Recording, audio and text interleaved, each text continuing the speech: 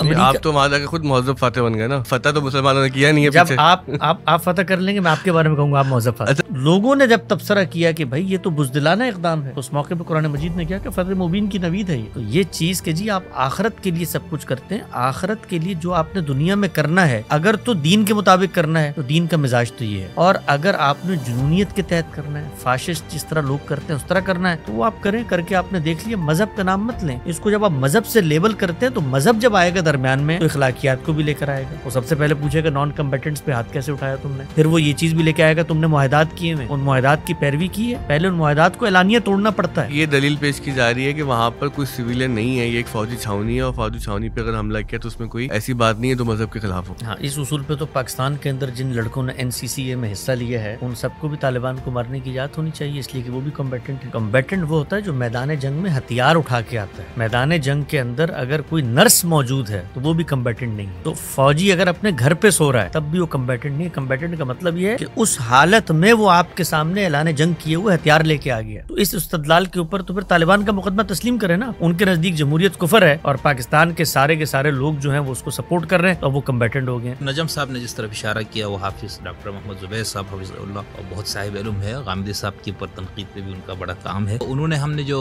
احمد جاوید صاحب کے ساتھ ایک پروگرام کیا تھا اس میں ہم نے ایک آیت پیش کی تھی سورہ انفال کی. اس پہ ان کا یہ کہنا ہے کہ بھائی جو ہمارے یہاں فقہی روایت موجود ہے اس کے اندر جہاد کو 2 بڑی قسموں میں تقسیم کیا گیا, اقدامی اور دفاعی. تو ان کا یہ کہنا ہے کہ یہ آیات جو ہے یہ اقدامی جہاد سے متعلق نہیں, دفاعی جہاد سے, اور یہ جو حماس نے جو کچھ کیا ہے نا یہ دفاعی جہاد ہے, اقدامی نہیں. دنیا کے اندر آج تک جتنی جنگیں ہوئی ہیں اس میں جو دفاع لوگ کرتے ہیں انہوں نے قرآن مجید کی آیات کو پڑھ کے دفاع کی. مثلا آپ ابھی میرے اوپر حملہ آور ہو جائے تو میں دفاع کے لیے کسی استدلال کو نہیں دیکھوں گا. یہ حقیقت بھی ہے کہ اسرائیل غاصب ہے, آکوپائر ہے. یہ مقدمہ ہندوؤں کا آپ تسلیم کریں کہ مسلمان غاصب ہے, یا مقدمہ اسرائیل غاصب ہے؟ پہلے ذرا اس کو ڈیکوڈ کریں, کیا چیز ہے اسرائیل غاصب؟ بھائی اسرائیل کو وہاں پر عالمی قوتوں نے آ کر بٹھایا ہے. وہی عالمی قوتیں ہیں کہ جنہوں نے اس وقت 57 اسلامی ممالک کی لکیریں کھینچی. تو یہ مقدمہ طالبان پیش کرتے ہیں کہ یہ غاصب ہے پاکستانی. انہوں نے ڈیورنگ لائن کو لائن بنا کر سرحد کو تقسیم کر دیا. یہ سرحد تو عالمی سرحد ہے, اس میں ہمارے پختون یہاں پہ رہتے ہیں. اگر میرے گھر پر آپ کسی کو لا کے بسا دیں گے اور وہاں پر تو یہ ہندوؤں کے گھر پہ 1000 سال تک جو ہم یہاں پر آ کر بسے رہے, مثال کے طور پر بھائی گھر تو گھر تھا جس وقت تک میرا گھر تھا. بھائی ہم for the sake of argument مان لیتے ہیں ہم بھی غاصب ہیں اور اسرائیل بھی غاصب ہے. اب دونوں کا کیا کرنا ہے؟ ہاں, اب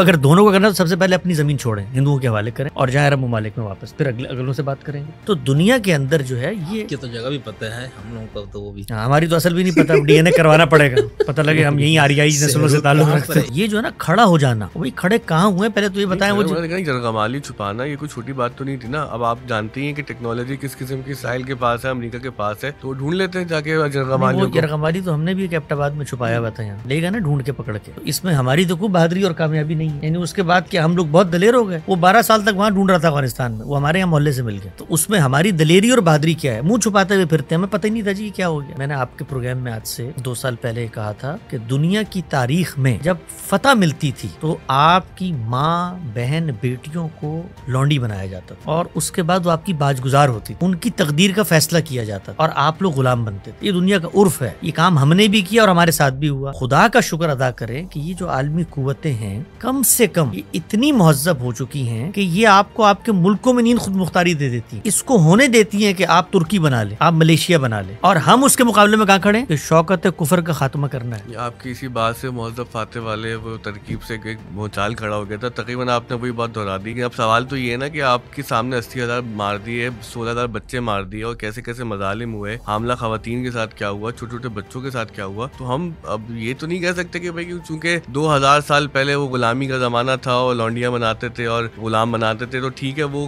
بڑا ظلم تھا. اس کے جو اگر ہم تناظر میں دیکھیں تو یہ بہت چھوٹا ظلم لگ رہا ہے, لیکن ہم تو اپنے عہد کو دیکھیں گے نا. اب ہمارے عہد کے اندر جو اتنا بڑا ظلم ہوا ہے اس کی کوئی مثال نہیں ملتی. تو یہ کیسی تہذیب ہے؟ آپ کے بارے میں کہا جاتا ہے کہ اسرائیل کی مذمت نہیں کرتے. سیدنا حسین کو اگر یہ محسوس ہوتا تھا کہ جو حکومت وقت ہے وہ استبدادی ہے اور وہ کھلے کفر کا ارتکاب کر رہی ہے, اس صورت میں ان کو یہ دینی جواز مل جاتا ہے کہ وہ سرحدوں پہ جائیں, ایک پیرلل حکومت تشکیل دیں اور اس کے بعد اپنی صلاحیت کا جائزہ لیتے ہوئے اقدام کر دیں. اور پھر اقدام کے بارے میں جو بھی معاملہ ہوگا وہ دیکھا جائے گا وقت کے ساتھ. لیکن ہم نے یہ دیکھا کہ جو کچھ انہوں نے کیا ہے یہ اس سطح کی کوئی بغاوت نہیں تھی, یہ اس سطح کا کوئی اقدام نہیں تھا. ان کو ایک علاقے کے لوگوں نے اپنی حمایت کا یقین دلایا ہے, وہ اس علاقے میں جا کر جائزہ لینا چاہتے تھے, اس سے زیادہ کچھ نہیں کرنا چاہتے تھے. جب وہ گئے ہیں, جو وقت کی حکومت ہے وہ تو اس جائزے کو بھی بغاوت پہ معمول کرے. اس نے وہی استبدادی استبدادی رویہ اپنایا جو استبداد اپناتا ہے. لیکن اس موقع پر کیا ہوا, ان کا جو مکالمہ تاریخ کے اندر نقل ہوتا ہے, انہوں نے یہ کہا کہ میں تو اعلی کلمت اللہ کا جہاد کرنے جا رہا ہوں. جو 3 آپشن سامنے آئے ہیں وہ تو تاریخ کے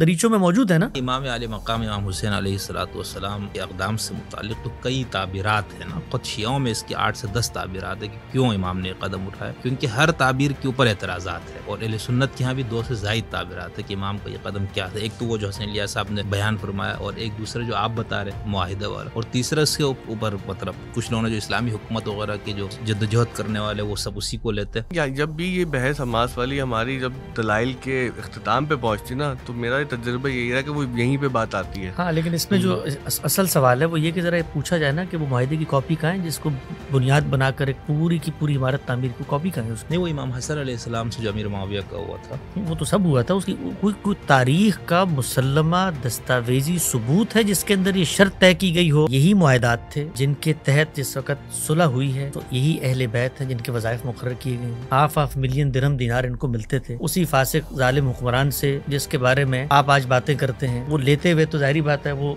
ظالم نے پورا حق اقتدار غصب کیا, تو اب اگر ادھر سے کچھ ملتا تھا تو ان کو اپنا حق مل رہا تھا نا, مطلب حق سے بہت کم مل رہا اگر یہ مان بھی لیا. اچھا, کیا حق ہے یہ, مطلب مثال کے طور پہ دینی لحاظ سے کون سا حق طے ہوا ہے جس کے تحت آپ کو پیسے ملے؟ حضور کی آل اولاد کے لیے جو نان نفقے کے سارے ذمہ داری, وہ تو بیت المال کی نان نفقے کی ذمہ داری تھی نا. جو معاہدے میں لین دین ہوئی ہے وہ سیاست کے اصولوں پر ہوئی ہے, وہ ایسا نہیں ہوئی ہے مثال کے طور پہ نان نفقے کے لیے آپ پیسے دے دیں. اس میں لاکھوں درہم دینار باقاعدہ جا کے وصول کیے جاتے ہیں. اس میں اب انہوں نے بات کی اس کی ریسیونگ تاریخ میں ملتی ہے اس طرح سے جیسے اس کی ریسیونگ اسی طرح نہیں ملا, اس کی ریسیونگ اسی طرح ملتی ہے جیسے معاہدہ ان کے پاس ہے. ہر سیاسی معاہدہ وہ حالات اور واقعات کا پابند ہوتا ہے. ہمارے یہاں تو ایک تعبیر مذاق بن گئی کہ وعدے قرآن و حدیث نہیں ہوتے.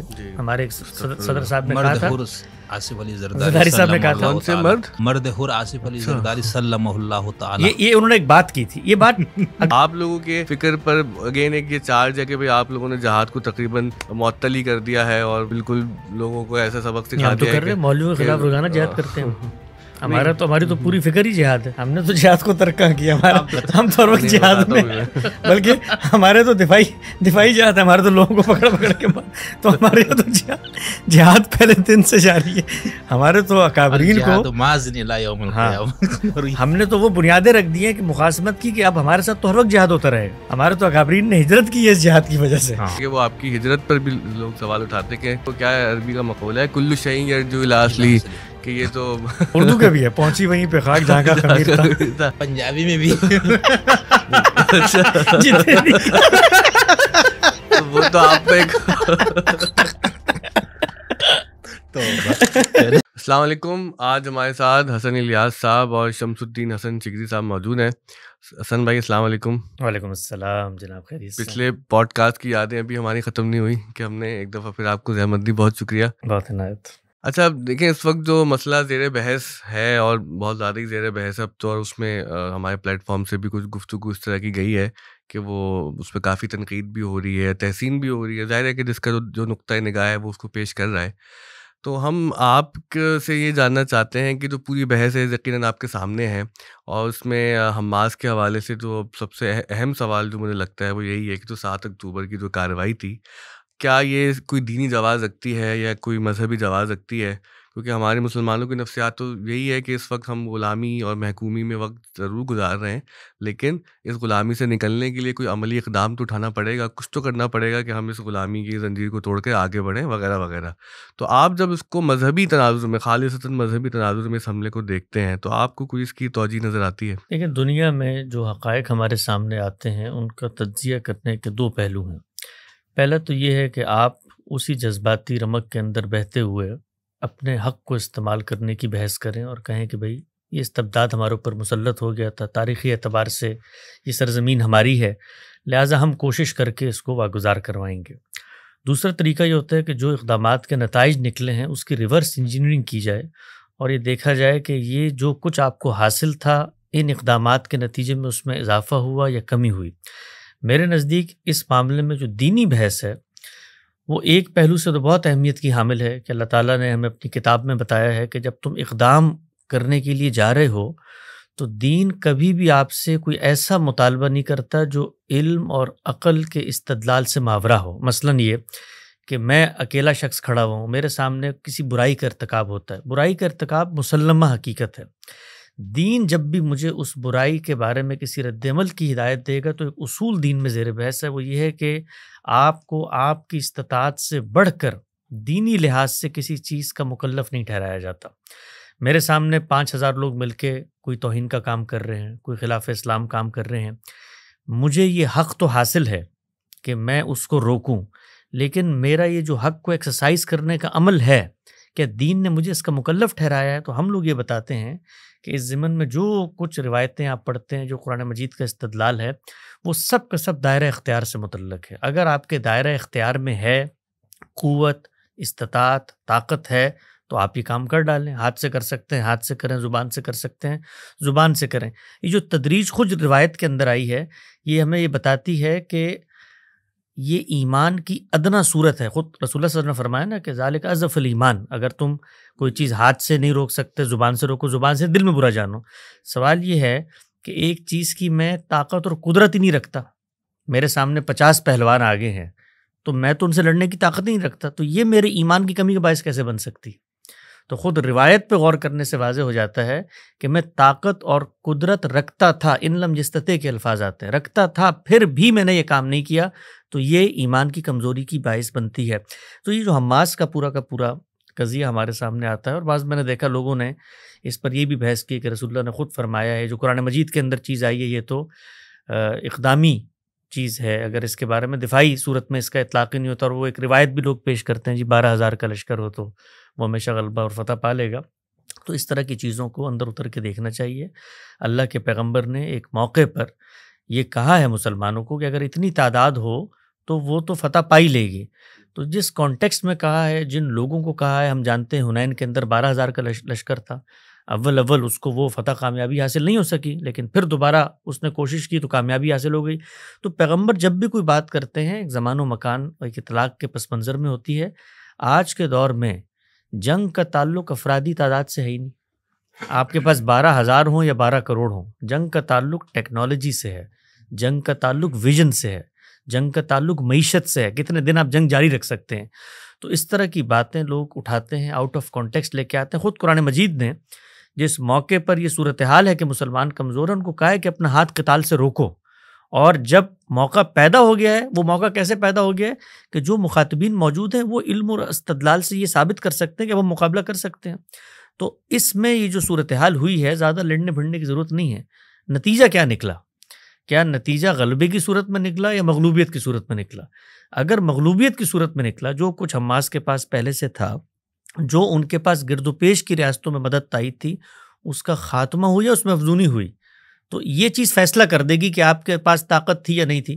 اس میں قرآن حدیث پڑھنے کی ضرورت نہیں ہے۔ اگر آپ کے پاس طاقت تھی تو فیصلہ کن ہو جانی چاہیے تھی۔ تو حقیقت یہ ہے کہ اس وقت حماس کو شکست ہوئی ہے، اور اس کے نتیجے میں 50-60 ہزار لوگ شہید ہوئے ہیں، بچے شہید ہوئے ہیں۔ یہ تو آفیشیل نمبر ہے، ورنہ 80,000 تک کا 80,000 نمبر تک لوگ کہہ رہے ہیں، اس سے زیادہ لوگ شہید ہوئے ہیں۔ تو اس میں حاصل ہوا کیا؟ سوال یہ ہے، گرد و پیش میں جو سلطنتیں آپ کی پراکسی کے طور پہ مدد کرتی تھی، ان کا خاتمہ ہو گیا، ان میں حکومتیں ختم ہو گئیں۔ اور اسرائیل اس وقت جس جگہ پر پہنچ چکا ہے، یعنی جو منادی ہم اتنے لمبے عرصے سے کر رہے ہیں، ہمارے بزرگ کر رہے ہیں، جاوید احمد غامدی صاحب نے کیا، ہمارے بزرگ احمد جاوید صاحب کر رہے ہیں، ہر آدمی جو یہ بتا رہا ہے وہ مسلمانوں کا خیر خواہ ہے۔ پہلے اس بات کو سمجھیں۔ یعنی لوگ یہ سمجھتے ہیں کہ شاید حماس فتح کے دہانے پہ پہنچی ہوئی تھی، ان دانشوروں کی بزدلانہ گفتگو کے نتیجے میں اس کو شکست فاش ہوگی۔ نہیں بھائی، وہ یہ بتا رہے تھے کہ جس طرف تم دوڑ رہے ہو آگے کھائی ہے، اس کھائی سے اپنی نسلوں کو بچاؤ۔ اگر تم اپنی نسلوں کو اس کھائی سے نہیں بچاؤ گے تو تم اس میں گرو گے۔ اور یہ جو ہمارے مسلمانوں کے اندر ایک نفسیات پیدا ہوگی نا کہ ہر شکست کو آپ عظمت کی گلوریفیکیشن میں لے کے چلے جاتے ہیں، گویا ایک داستان آپ نے رقم کر دی۔ بھائی یہ داستان مسلمان اس سے پہلے رقم کرتے چلے آئے، شاملی کی جہاد میں نہیں داستان رقم ہوئی، بالا کوٹ کے اندر یہ داستان رقم نہیں ہوئی، اسامہ بن لادن نے جا کر یہ داستان رقم ہوئی۔ تو یہ عظمت کی جو داستانیں ہیں، یہ لوگوں کو قصے اور کہانی اور فکشنل رائٹنگ میں بڑی مدد دیتی ہیں، لیکن حقیقت کی دنیا میں آپ کو کچھ حاصل نہیں ہوتا۔ تو میرا خیال یہ ہے کہ جو لوگ اس وقت اس طرح کی باتیں کر رہے ہیں، خود اسلام آباد میں آپ نے دیکھا جس وقت یہ اقدام ہوا تو پاکستان کے سب سے بڑے عالم کھڑے ہو کر کہہ رہے تھے ہم جنگ بندی کی مخالفت کرتے ہیں۔ تو آج حماس جنگ بندی پہ کیوں آمادہ ہوئی؟ یعنی کیا حماس نے جنگ بندی پر آمادگی کو قبول کرنے کا یہ اعلان نہیں کر دیا کہ اس جنگ میں ہم اس جگہ پر نہیں کھڑے ہوئے. تو شکست تو ہو گئی. اب آپ بحثیں کرتے رہیں کہ اللہ نے کیا کہا ہے، رسول اللہ نے کیا کہا ہے. اور اس میں جو سب سے خطرناک بات ہے، میں آپ کو ایک واقعہ چھوٹا سا سناتا ہوں. ہمارے ایک دوست تھے مدرسے میں، وہ دور طالب علمی میں جس وقت سقوط طالبان ہوا افغانستان چلے گئے، اور وہ سب تقریریں اور سب ان کو نویدیں یاد تھیں کہ اللہ کی مدد آئے گی اور فرشتے اتریں گے قطار اندر قطار اور یہ سب کچھ ہوگا. وہ پکڑے گئے. پکڑے جانے کے بعد وہ جیل میں گئے اور کئی سال جیل میں رہے. وہ جب جیل سے واپس آئے نا تو میری ان سے ملاقات ہوئی. بالکل میری ہڈیوں کا ڈھانچہ بن چکے تھے وہ. تو میں نے ان سے پوچھا کیا صورتحال تھی. انہوں نے کہا میں نے جیل میں وہ مناظر دیکھے ہیں کہ لوگ اللہ اور رسول کو نعوذ باللہ گالیاں دے رہے ہوتے اور دین سے وہ دور ہو گئے، مرتد ہو گئے. اور وہاں جو روٹیاں آتی تھیں وہ کھا کھا کے پاگل ہو جاتے تھے، پیٹ ان کے پھول جاتے تھے. وہ کہتے تھے کہاں ہے خدا کی مدد جس کو تم ہمیں دکھاتے تھے. تو ذرا دشت لیلا کے صحراؤں میں کنٹینر کے اندر بند کر کے مسلمانوں کو جس طریقے سے شہید کیا گیا، ہزاروں کی تعداد میں مسلمانوں کو اپنے پسینے کے اندر ڈوب کے وہ لوگ مر گئے. تو ان لوگوں کو یہ سمجھانے کی کوشش کرتے ہیں کہ یہ نوجوان نسل ہے، یعنی اس نسل کو کچھ آپ سائنس ٹیکنالوجی کچھ دین کچھ ان کے پیچھے خاندان ہوتے ہیں، آپ سوچیں ان کے بچے ہوتے ہیں، اور یہ عظمت کی داستانیں بتا کر ہم اپنی نسلوں کو برباد کر رہے ہیں. ہم حقیقت کا اعتراف کرنے کے لیے ان کو آمادہ نہیں ہونے دیتے. تو میرا خیال یہ ہے کہ یہ لوگ قوم کے محسن نہیں ہیں. مسلمان ملت کا جو درد ہے ان لوگوں کے دلوں میں ہے جو ان تمام لوگوں کی مخالفت مول لے کر روک رہے ہیں کہ اپنے ہاتھوں کو روکو اس وقت قتال سے. یہ قتال و جہاد کا وقت نہیں ہے. اچھا یہاں سے کئی سوالات ہیں تو ہم کریں گے، شکری صاحب بھی سوال کریں گے. چائے لے آئیے آپ لوگ. اچھا دیکھیں ایک بات جو اس میں کہی گئی کافی، وہ یہ کہ بھائی مسلمان جو ہے وہ نتیجہ اس صورت میں نہیں دیکھتے کہ دنیاوی طور پر کامیابی ہوئی ہے نقصان ہے، ہم تو آخرت کو اپنی منزل بناتے ہیں. تو اس کا کیا جواب ہے آپ کے پاس کہ بھائی ٹھیک ہے لوگ شہید ہونے تھے وہ تو ہوئے، اللہ کی راہ میں ہی شہید ہوئے، نقصان ہونا تھا تو ہوا، وہ تو اللہ نے خود قرآن میں کہا کہ ہم تمہیں جان کے کمی نقصان سے آزمائیں گے، مال کی کمی سے آزمائیں گے. دو اچھائیوں میں سے شہادت.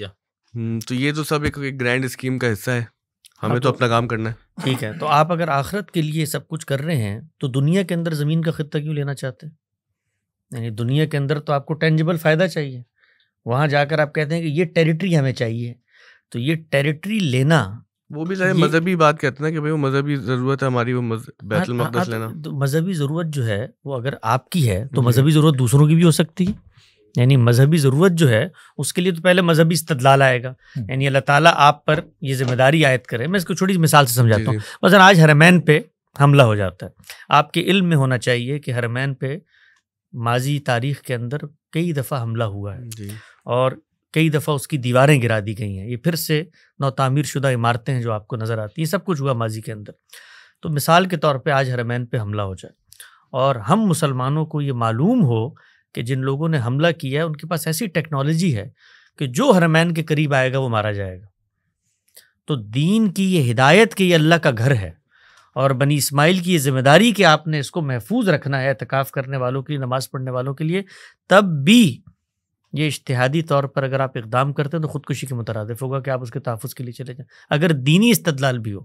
سوال یہ ہے کہ دینی استدلال تھا نا، یہ دینی استدلال صحابہ نے تو نہیں کیا صلح حدیبیہ کے موقع پہ کہ جی کٹ مر جاتے ہیں، ہمیں تو کیا ہے اللہ اور اس کا رسول ہمارے درمیان موجود ہے تو اصل چیز تو آخرت ہے نا، تو ہم چلے جاتے ہیں. اللہ نے کیا کہا؟ بھائی ہمارا مقصود ہے وہاں پر جو لوگ بیٹھے ہوئے ہیں ان کو نکالنا. اور لوگوں نے جب تبصرہ کیا کہ بھائی یہ تو بزدلانہ اقدام ہے تو اس موقع پہ قرآن مجید نے کیا کہ فتح مبین کی نوید ہے یہ.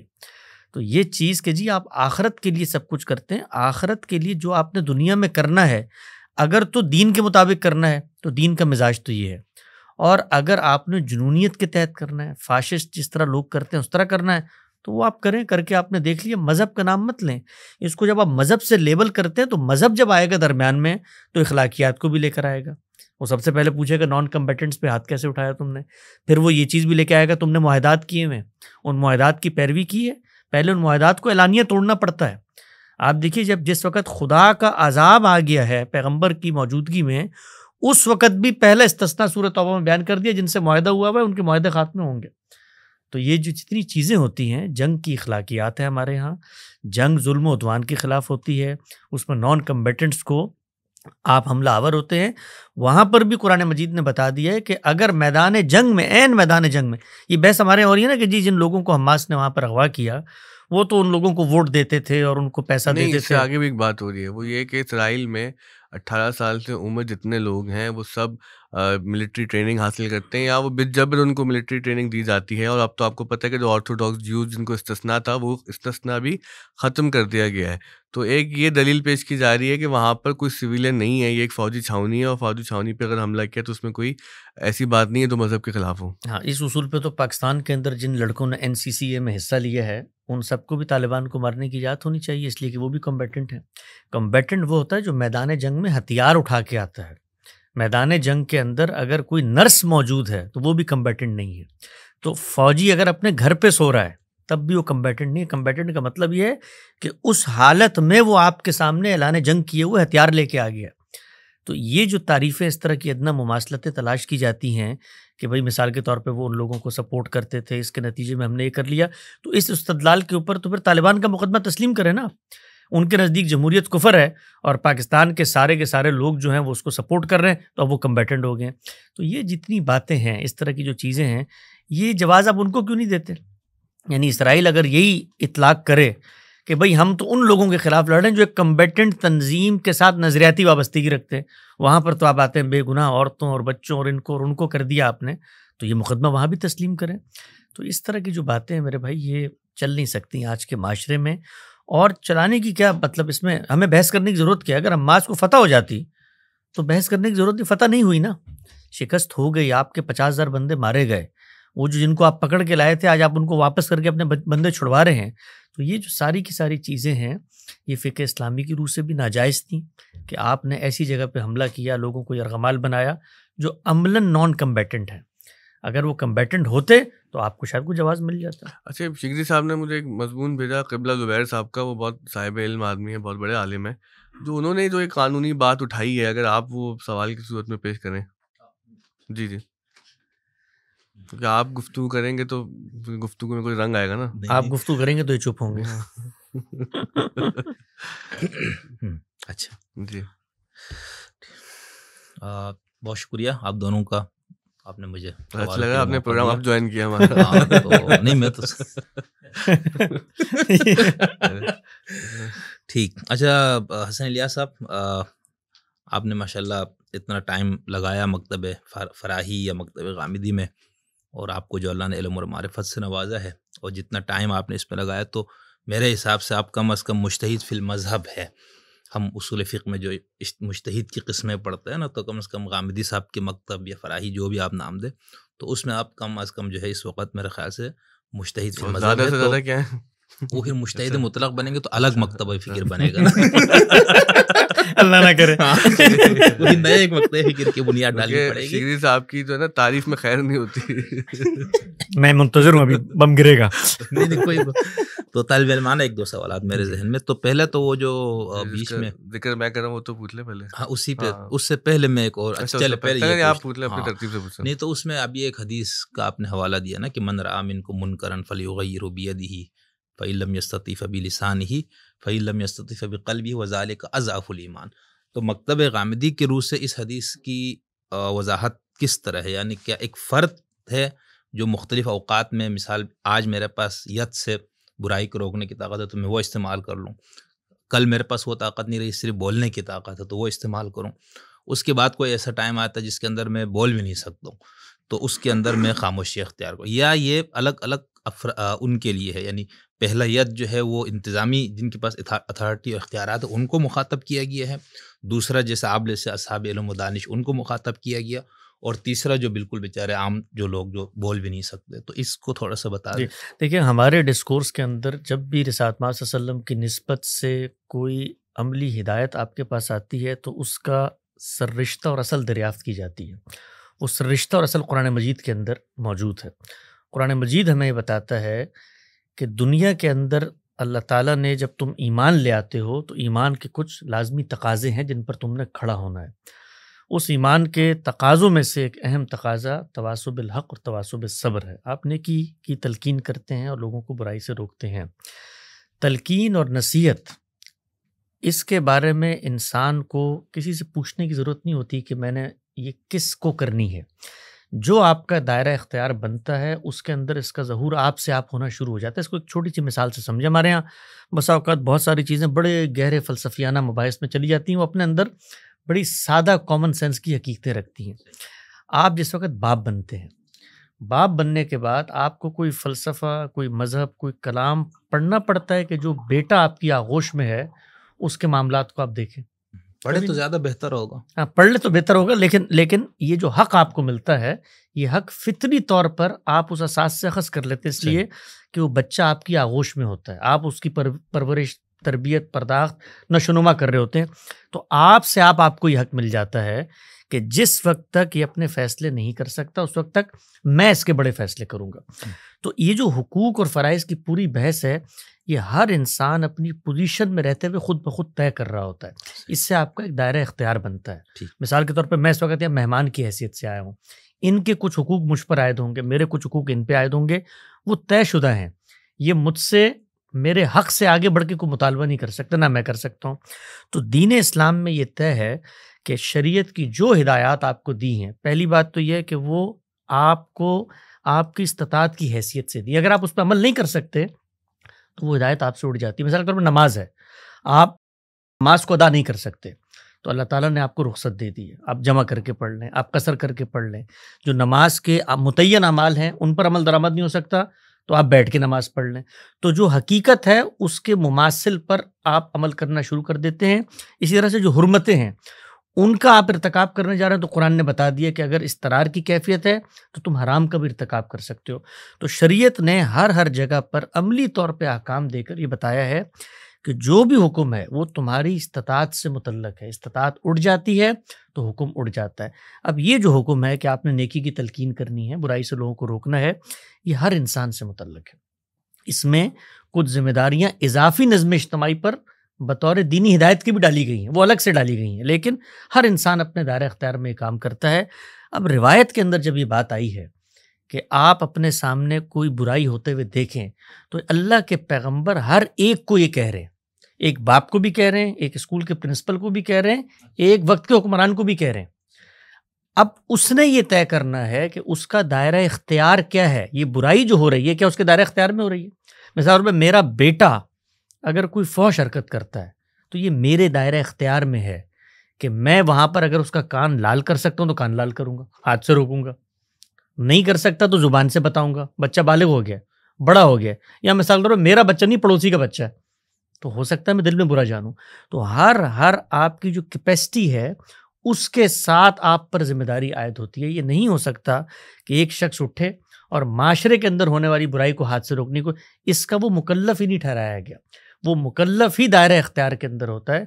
تو یہ جو روایت شروع میں بھی زیر بحث ہے، خود یہ روایت بتا رہی، جب آخر میں کہا نا کہ یہ ایمان کی ادنا ترین صورت ہے، تو سوال یہ ہے کہ میرے اندر اگر طاقت، قدرت، صلاحیت، ملکہ، استطاعت نہیں تھی، بھئی 50 پہلوان آگے ہیں تو میں ان کو کیسے ماروں؟ تو یہ میرے ایمان کی کمزوری کا باعث کیسے بن سکتی ہے؟ یہ عقلی طور پہ بات باور ہی نہیں ہوتی. ایمان کی کمزوری کا باعث تب بنے گی کہ جب میں قدرت رکھتا تھا، 50 پہلوان میرے پاس بھی تھے، میں اس دائرے میں کھڑے ہوئے ایک عورت کی اگر عزت لٹی جا رہی تھی روک سکتا تھا، نہیں روکا تو ایمان کی کمی کا باعث ہے. پرنسپل تھا، برائی کا ارتکاب ہو رہا، نہیں روکا تو ایمان کی کمی کا باعث ہے. حکمران تھا، طاقت رکھتا تھا، نہیں روکا تو ایمان کی کمی کا باعث ہے. تو روایت ہمیں یہی بات بتا رہی ہے کہ دائرہ اختیار کے اندر تواصی بالحق اور تواصی بالصبر آپ نے کرنا ہے. استطاعت کے لحاظ سے دین کے اندر احکامات آپ سے متعلق ہوتے ہیں. بہت شکریہ. اچھا، دوسرا جو نجم صاحب نے جس طرف اشارہ کیا وہ حافظ ڈاکٹر محمد زبیر صاحب حفظہ اللہ بہت صاحب علم ہے. غامدی صاحب کی پر تنقید پہ بھی ان کا بڑا کام ہے. تو انہوں نے، ہم نے جو احمد جاوید صاحب کے ساتھ ایک پروگرام کیا تھا اس میں ہم نے ایک آیت پیش کی تھی سورہ انفال کی. تو اس پہ ان کا یہ کہنا ہے کہ بھئی جو ہمارے ہاں فقہی روایت موجود ہے اس کے اندر جہاد کو 2 بڑی قسموں میں تقسیم کیا گیا، اقدامی اور دفاعی. تو ان کا یہ کہنا ہے کہ یہ آیات جو ہے یہ اقدامی جہاد سے متعلق نہیں، دفاعی جہاد سے. اور یہ جو حماس نے جو کچھ کیا ہے نا، یہ دفاعی جہاد ہے، اقدامی نہیں ہے. میرے خیال سے یہی ان کا مطلب تھا. تو ایک تو یہ آپ بتائیں کہ آپ لوگ کا جو فہم دین ہے اس میں اقدامی اور دفاعی کی کوئی تقسیم ہے یا نہیں؟ اگر ہے تو پھر اس پہ ذرا تبصرہ کیجیے اس سوال. ہمارے یہاں بر صغیر کے اندر 21ویں صدی میں جہاد و قتال سے متعلق جو بحثیں پیدا ہوئی ہیں اور مستشرقین نے بڑے پیمانے پہ اس پہ اعتراضات کی، دنیا کا عرف بھی بدل رہا تھا. تو پہلے تو یہ سب جہاد و قتال ہی کرتے تھے، اسی طریقے سے غلبہ آتا تھا. اس پر ایک پورا کا پورا معذرت خواہانہ مکتب فکر ڈیولپ ہوا، جس کی بنیاد اگرچہ ہمیں شبلی کی نظر آتی ہے، لیکن مولانا وحید الدین خان صاحب کے یہاں آ کے وہ سر سید کے یہاں بھی تھی، پنیکل پہ آ کے وہ پہنچی ہے، اور انہوں نے اسلام ہی کے پورے تصور جہاد کو دفاعی جہاد سے متعلق کر دی ہے۔ دفاعی جہاد میں کرنا کیا ہے، اس کے لیے دین کسی چیز کو سرے سے موضوع نہیں بناتا، اس لیے کہ یہ دین کا معاملہ ہی نہیں ہے، یہ علم اور عقل کا معاملہ ہے۔ عقل اور علم کے جو مسلمات ہوتے ہیں اس بارے میں دین کو آ کر ابتدائی کوئی ہدایت دینے کی کوشش نہیں کرنی چاہیے، نہ وہ کرتا ہے، اس لیے کہ یہ دین کا اپنا جو دائرہ ہے وہ یہ بتاتا ہے کہ اللہ تعالیٰ نے جس طرح تمہیں وحی دی ہے، اسی طرح علم، استدلال، عقل اور فیصلہ کرنے کی صلاحیت دی ہے۔ دنیا کے اندر آج تک جتنی جنگیں ہوئی ہیں اس میں جو دفاع لوگ کرتے ہیں کہ انہوں نے قرآن مجید کی آیات کو پڑھ کے دفاع کی ہے۔ مثلا آپ ابھی میرے اوپر حملہ آور ہو جائیں تو میں دفاع کے لیے کسی استدلال کو نہیں دیکھوں گا، میرے پاس ایک لاٹھی ہوگی وہ اٹھا کے مار دوں گا، میرے پاس پین ہوگا وہ آپ کو چبھو دوں گا۔ تو دفاع میں فیصلہ خود انسان کر رہا ہوتا ہے کہ بھئی میرے اندر جو صلاحیت طاقت ہے میں اپنا دفاع کرنا ہے۔ تو عالمی طور پر دفاعی جہاد کے لیے کسی استدلال کی کوئی ضرورت نہیں۔ آپ پر ایک حملہ آور ہو گیا ہے، آپ نے اس وقت فیصلہ کرنا ہے کہ کیا کرنا ہے، میں نے جان بچانی ہے، جان بچا کے بھاگ جاؤں گا، اس کو پتھر مار کے مر جانا ہے، مر جاؤں گا۔ یہ دین موضوع بحث نہیں بناتا، اسی لیے دنیا بھر میں لوگ دفاعی جہاد کرتے ہیں، دفاعی جنگ کہیے اس کو، اس میں وہ کسی سے نہیں پوچھتے۔ یہاں پر جو معاملہ ہے وہ نوعیت معاملہ کیا ہے؟ وہ نوعیت معاملہ یہ ہے کہ ایک مظلوم طبقہ گھر پہ بیٹھا ہوا تھا، اس کے اوپر حملہ ہو گیا راتوں رات، اب وہ اپنا تحفظ کر رہا ہے۔ اگر تو یہ صورتحال ہوتی اور اس میں حماس کے 50,000 لوگ شہید ہو جاتے تو ہم یہ بحث نہ کر رہے ہوتے یہاں پہ۔ یعنی دفاعی جہاد میں ہم ان حدود و شرائط کے قائل ہی نہیں ہیں، وہ تو اقدام کی بات ہو رہی ہے جو قرآن مجید کے اندر بات ہو رہی ہے۔ تو اقدام کی یہ تقسیم تو انہوں نے ٹھیک کی ہے کہ قرآن میں اقدام زیر بحث ہے، اطلاق غلط کر دیا ہے۔ یعنی جن لوگوں کے ساتھ یہ معاملہ ہوا ہے وہ دفاع نہیں کر رہے، وہ برسر پیکار ہیں اس قوت کے ساتھ، اس طاقت کے ساتھ، اور اس سے پہلے اس قوت اور اس طاقت کے ساتھ آپ کی 3 جنگیں ہو چکی ہیں۔ ان جنگوں کے نتیجے میں کچھ رقبہ ان کے پاس ہے، کچھ رقبہ آپ کے پاس ہے، آپ دونوں بے وقت لڑائی اور مخاصمت کی ایک حالت میں، حالت جنگ میں ہیں۔ اس کے اندر اقدام دیکھا جاتا ہے کہ پہلا کس نے کیا، تو یہ تو امر واقعی ہے۔ لیکن اس میں اسرائیل تو 70 سال سے کر رہے ہیں نا، مطلب یہ تو پھر ہمیشہ ہی دفاعی پوزیشن پہ نہیں، وہ تو اسرائیل بھی یہ کہہ سکتا ہے کہ 70 سال سے یہ کر رہے ہیں ہم دفاعی پوزیشن میں۔ بھائی ایک کانفلکٹ کا ایریا ہے، اس کانفلکٹ کے ایریا کے اندر 2 لوگوں کے 2 نیریٹو ہیں اور دونوں برسر پیکار ہیں۔ لیکن ہم اپنا نیریٹو دیکھیں گے نا کہ ہمیں تو یہ لگتا ہے کہ بھائی اسرائیل غاصب ہے، اور یہ حقیقت بھی ہے کہ اسرائیل غاصب ہے، آکیوپائر ہے، اور فلسطین پر جنگ مسلط اس نے کی ہے۔ تو اس دلیل سے تو یہ بات نظر آتی ہے کہ پھر یہ دفاعی بات ٹھیک ہے کہ بھئی جنگ تو وہ شروع کر چکے ہیں، وہ 70 سال سے چل رہی ہے، تو اس کے دوران جو ہم کر سکیں گے کریں گے، جیسے آپ فرما رہے ہیں۔ تو یہ مقدمہ ہندوؤں کا آپ تسلیم کریں کہ مسلمان غاصب ہے یہاں پہ؟ یعنی اگر کوئی مقدمہ اسرائیل غاصب ہے، پہلے ذرا اس کو ڈیکوڈ کریں، کیا چیز ہے اسرائیل غاصب ہے؟ بھائی اسرائیل کو وہاں پر عالمی قوتوں نے آ کر بٹھایا ہے، وہی عالمی قوتیں ہیں کہ جنہوں نے اس وقت 57 اسلامی ممالک کی لکیریں کھینچی ہیں۔ تو یہ مقدمہ طالبان پیش کرتے ہیں کہ یہ غاصب ہے پاکستانی، انہوں نے ڈیورنگ لائن بنا کر سرحد کو تقسیم کر دیا۔ یہ سرحد تو عالمی سرحد ہے، اس میں ہمارے پختون یہاں پہ رہتے ہیں۔ تو یہ جو غاصب کی تعریف ہے، دیکھیں 2 چیزوں کو ہم لوگ بہت خلط ملط کرتے ہیں۔ ایک چیز یہ ہے کہ مثال کے طور پہ میرا یہ گھر ہے، آپ نے آ کر جبرن مجھے وہاں سے نکال دیا اور ایک پوری کمیونٹی کو آباد کر دیا، کیا یہ معاملہ ہوا ہے وہاں پر؟ یعنی اس کو ذرا علم اور استدلال کی جگہ پر اتر کے دیکھنا چاہیے۔ ابتدا کے اندر یہ معاملہ انفرادی سطح پر شروع ہوا، اس وقت ان عالمی فاتحین نے فیصلہ کیا بھئی ایک کمیونٹی ہے، اس کمیونٹی کو دنیا نے مار مار کے برا حال کیا ہوا ہے، ان کو ان کی اصل جگہ پر آباد کرو۔ وہ لوگ ان کو وہاں پر لے کر گئے۔ ابتدا میں وہاں کے مقامی باشندوں نے اپنی زمینیں ان کو بیچی ہیں۔ تو غاصب یعنی ابتدا تو غصب سے ہوئی نہیں، ابتدا تو میوچول انڈرسٹینڈنگ سے زمین کی خرید و فروخت سے ہوئی ہے۔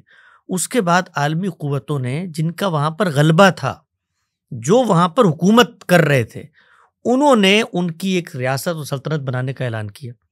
تو آپ اس اعلان کو کہیے کہ اعلان غیر منصفانہ ہے، اس کو غاصب کیسے کہہ سکتے ہیں کہ کسی نے آ کے حملہ آور ہو کے آپ وہاں پر بیٹھ گئے؟ اگر میرے گھر پر آپ کسی کو لا کے بسا دیں گے اور وہاں پر تو یہ ہندوؤں کے گھر پہ 1000 سال تک جو ہم یہاں پر آ کر بسے رہے، مثال کے طور پر بھائی گھر تو گھر تھا جس وقت تک میرا گھر تھا. بھائی ہم for the sake of argument مان لیتے ہیں ہم بھی غاصب ہیں اسرائیل بھی غاصب ہے، اب دونوں کا کیا کرنا ہے؟ ہاں اب اگر دونوں کو کرنا تو سب سے پہلے اپنی زمین چھوڑیں، ہندوؤں کے حوالے کریں اور جائیں عرب ممالک میں واپس، پھر اگلوں سے بات کریں گے.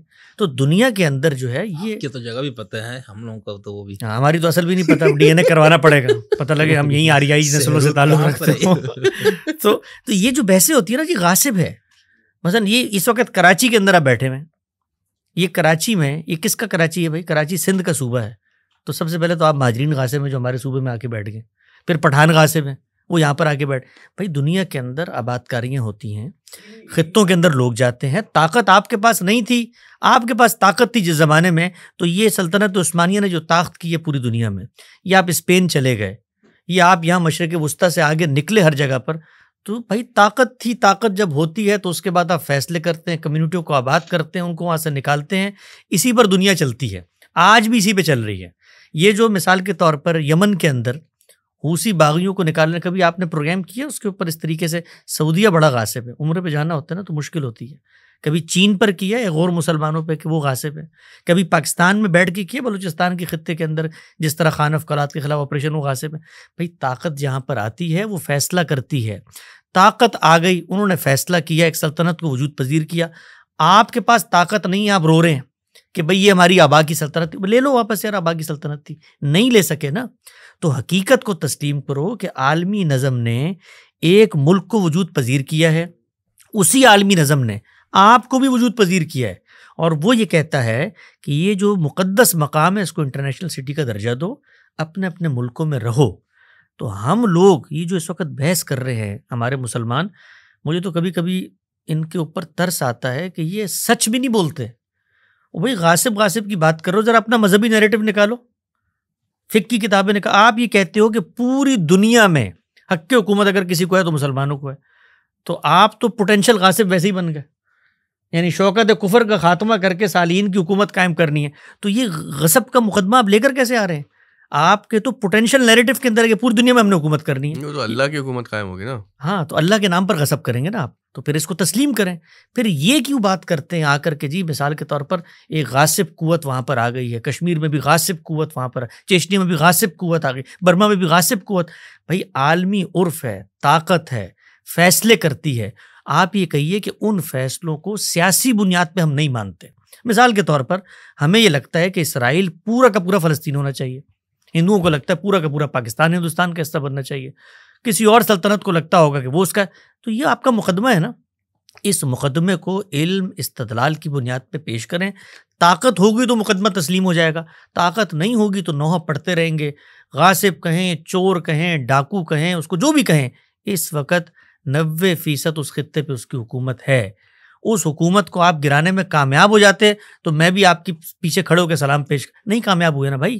وہ غاصب ہے یا غاصب نہیں ہے، طاقت اس کے پاس ہے. اگر اس کو ہم ایک محدود کانٹیکس میں دیکھیں تو جو کالونائزرز کے خلاف دنیا بھر میں اب ایک نفرت پیدا ہوئی ہے. آپ نے دیکھا ہے کہ جو برطانیہ کے حکمران ہیں وہ افریقہ میں جا کے معافیا مانگتے ہوئے نظر آتے ہیں. جو فرینچ سلطنت رہی ہے، جو اسپینش سلطنت رہی ہے، وہاں پر بھی ابھی سلسلہ ہے کہ بھئی جو کالونائزرز تھے ان سے ذرا ایک کراہت کا اور اعلان برات کا اظہار ہو رہا ہے. تو ایک طرف تو جو ہماری جدید دنیا ہے وہ یہ سب نفرتوں کا اظہار کرتی ہے، لیکن دوسری جانب جو فلسطین کا قضیہ آتا ہے تو وہ وہاں سے کالونائزر سے محبت پیدا ہو جاتی ہے. نہیں، کالونائزر وہاں پر فلسطین کے اندر تو کوئی عالمی استعمار آ کر نہیں بیٹھا ہوا وہاں پر. تو اسی عالمی استعمار نے، مطلب اسی عالمی نظم نے وہ ریاست قائم کی. ہاں تو وہی عالمی ریاست یہ جو افریقہ میں جاتی ہے، باقی ملکوں میں جاتی ہے، وہاں پر وہ معافیا مانگ رہی ہے اپنے ان مظالم کے اوپر. تو ان جو ریاستیں ان کو وجود پذیر کس نے کی ہے؟ یعنی افریقہ کی جو سلطنتیں آپ کو نظر آتی ہیں، لیکن خود مختار ریاست ہے نا وہ. نہیں کوئی خود مختار. دنیا کے اندر یہ لفظ مسلمانوں کو بولتے ہوئے 3 دفعہ توبہ کرنی چاہیے کہ ہم خود مختار رہے. خود مختار ریاست کیا ہوتی ہے بھائی؟ دنیا کے اندر عالمی قوتوں کا غلبہ ہے، انہوں نے نیم خود مختاری آپ کو آپ کے خطوں میں دی ہوئی ہے. ابھی آپ نے دیکھا کہ صدر ٹرمپ نے اعلان کیا ہے غزہ کے حوالے سے، اس کے بعد ہوا کیا ہے؟ آپ خود مختار تھے نا اردن میں، آپ اگلی فلائٹ لے کے واشنگٹن میں پہنچے ہیں اور ان کے روبرو بیٹھے ہوئے ہیں اور وہ کہتے ہیں کہ ہم ہز ہائنس کی آرا کے مطابق قضیے کا فیصلہ کریں گے اور ہم سب جا کے سر جوڑ کے بیٹھتے ہیں. یہ خود مختاری ہے.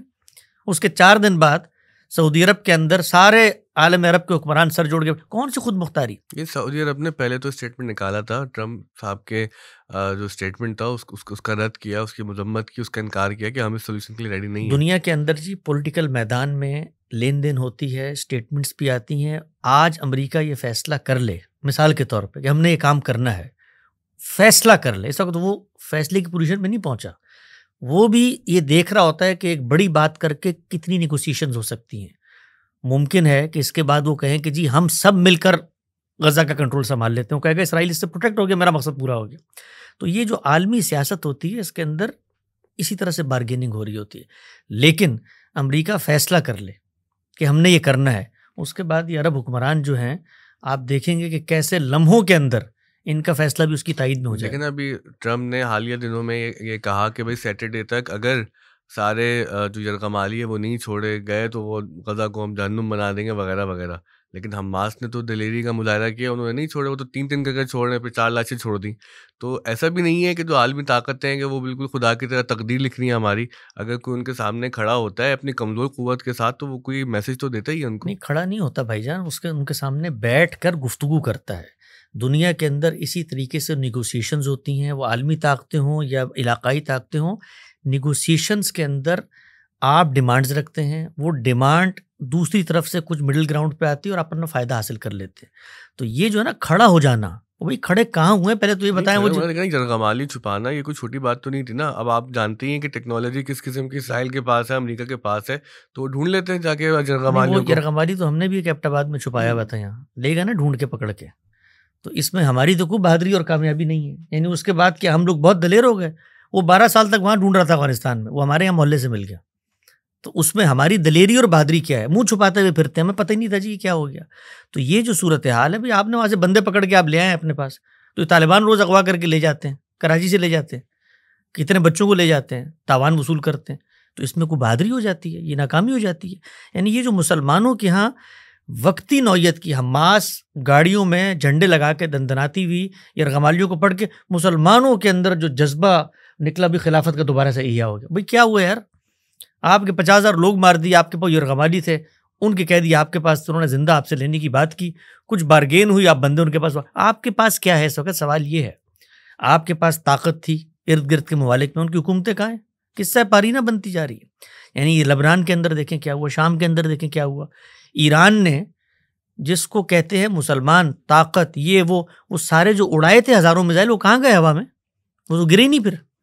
تو یہ جو سب کی سب قصہ سنایا جاتا ہے، کہانیاں سنائی جاتی ہیں. آئرن ڈوم نے روک دیے اور پھر US وغیرہ. تو وہ اگر آئرن ڈوم والے کہیں کہ یہ ابابیل ہے ہمارے، یا آسمان سے جو ہے آتے ہوئے چیزوں کو واپس کر دیتے، تو آپ مانیں گے؟ تو دنیا کے اندر بھائی طاقت فیصلہ کن ہوتی ہے. مسلمانوں کو یہ بات کبھی سمجھ میں نہیں آئی، اور جس وقت ان کے ہاتھ میں جو کچھ تھا وہ چلا گیا. یہ تو خدا کا شکر ادا کرے. میں نے آپ کے پروگرام میں آج سے 2 سال پہلے کہا تھا کہ دنیا کی تاریخ میں جب فتح ملتی تھی تو آپ کی ماں، بہن، بیٹیوں کو لونڈی بنایا جاتا تھا، اور اس کے بعد وہ آپ کی باج گزار ہوتی تھی، ان کی تقدیر کا فیصلہ کیا جاتا تھا، اور آپ لوگ غلام بنتے تھے. یہ دنیا کا عرف ہے. یہ کام ہم نے بھی کیا اور ہمارے ساتھ بھی ہوا. خدا کا شکر ادا کریں کہ یہ جو عالمی قوتیں ہیں کم سے کم یہ اتنی مہذب ہو چکی ہیں کہ یہ آپ کو آپ کے ملکوں میں نیند خود مختاری دے دیتی ہیں، اور اس کو ہونے دیتی ہیں کہ آپ ترکی بنا لیں، آپ ملیشیا بنا لیں. اور ہم اس کے مقابلے میں کہاں کھڑے ہیں کہ شوکت کفر کا خاتمہ کرنا ہے. آپ کی اسی بات سے مہذب فاتح والے وہ ترکیب سے ایک بھونچال کھڑا ہو گیا تھا. تقریباً آپ نے وہی بات دہرا دی.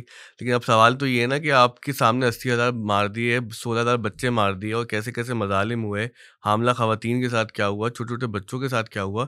تو ہم اب یہ تو نہیں کہہ سکتے کہ بھائی چونکہ 2000 سال پہلے وہ غلامی کا زمانہ تھا اور لونڈیاں بناتے تھے اور غلام بناتے تھے، تو ٹھیک ہے وہ بڑا ظلم تھا. اس کے مطابق اس کے جو اگر ہم تناظر میں دیکھیں تو یہ بہت چھوٹا سا ظلم لگ رہا ہے. لیکن ہم تو اپنے عہد کو دیکھیں گے نا. اب ہمارے عہد کے اندر جو اتنا بڑا ظلم ہوا ہے اس کی کوئی مثال نہیں ملتی. تو یہ کیسی تہذیب ہے؟ اچھا یہ ظلم ہے اگر، تو ظلم کی جو بھی تعریف ہے، اگر آپ ظلم کے تصور کو اپنے ذہن میں قبول کرتے ہیں تو ظلم کی ہر تعریف کو اگر آپ کنسسٹنسی کے ساتھ اس کا اطلاق نہیں کرتے تو اس کا مطلب آپ ظلم کے اطلاق میں منافقت سے کام لے رہے ہیں. اگر یہ ظلم ہے تو سب سے پہلے یہ کہیے کہ حماس نے جن 1200 لوگوں کو مارا وہ بھی ظلم تھا. میں تو کہتا ہوں ظلم تھا. اگر وہ ظلم تھا تو جس وقت ایک ظلم آپ کرتے ہیں اور وہ آپ کی کمیونٹی ہے تو وہ پہلے آپ کے مخاطب بنتے ہیں. ہمارے اندر سے لوگوں نے اس پہ تنقید کی اور تنقید کی ہے لیکن مسلمانوں کا اس وقت جو عمومی رویہ ہے وہ تو اس کو ظلم مانتا نہیں. وہ ظلم نہیں مانتا، وہ اس بات کو مانتا ہے کہ ہمیں ظلم کی اجازت ہے، اس لیے کہ ہم تو مریض کو دوا پلانے جا رہے ہیں تو زبردستی بھی پلائی جا سکتی ہے. آپ طالبان سے گفتگو کریں، اس وقت نکل جائیں یا گلی میں جا کے ذرا سروے کریں کہ جو طالبان دنیا بھر میں کرتے پھرتے رہے اتنے لمبے عرصے تک، 9/11 کے اندر مثلا 5,500 لوگ بے گناہ مارے گئے، تو کبھی مسلمانوں کے کسی حلقے میں آپ نے افسوس دیکھا؟ نہیں دیکھا نا.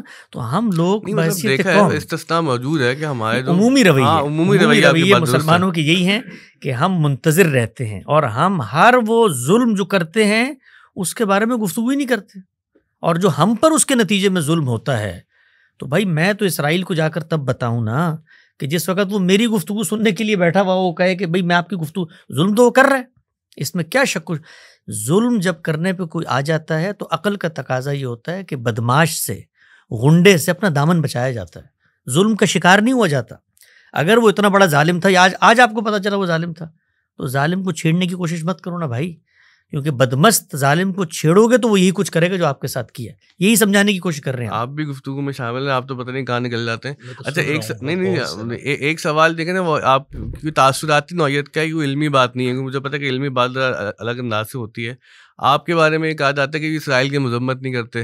ابھی آپ نے ظالم کہا اسرائیل کو، تو اگر آپ کھل کے مذمت کرتے تو یہ الزام بھی آج یہاں سے دھل جائے آپ سے. اصل میں کھل کے جب آپ مذمت کرتے ہیں نا تو پھر لوگ آپ کی وہ جو پہلی بات ہے وہ کبھی نہیں سنتے.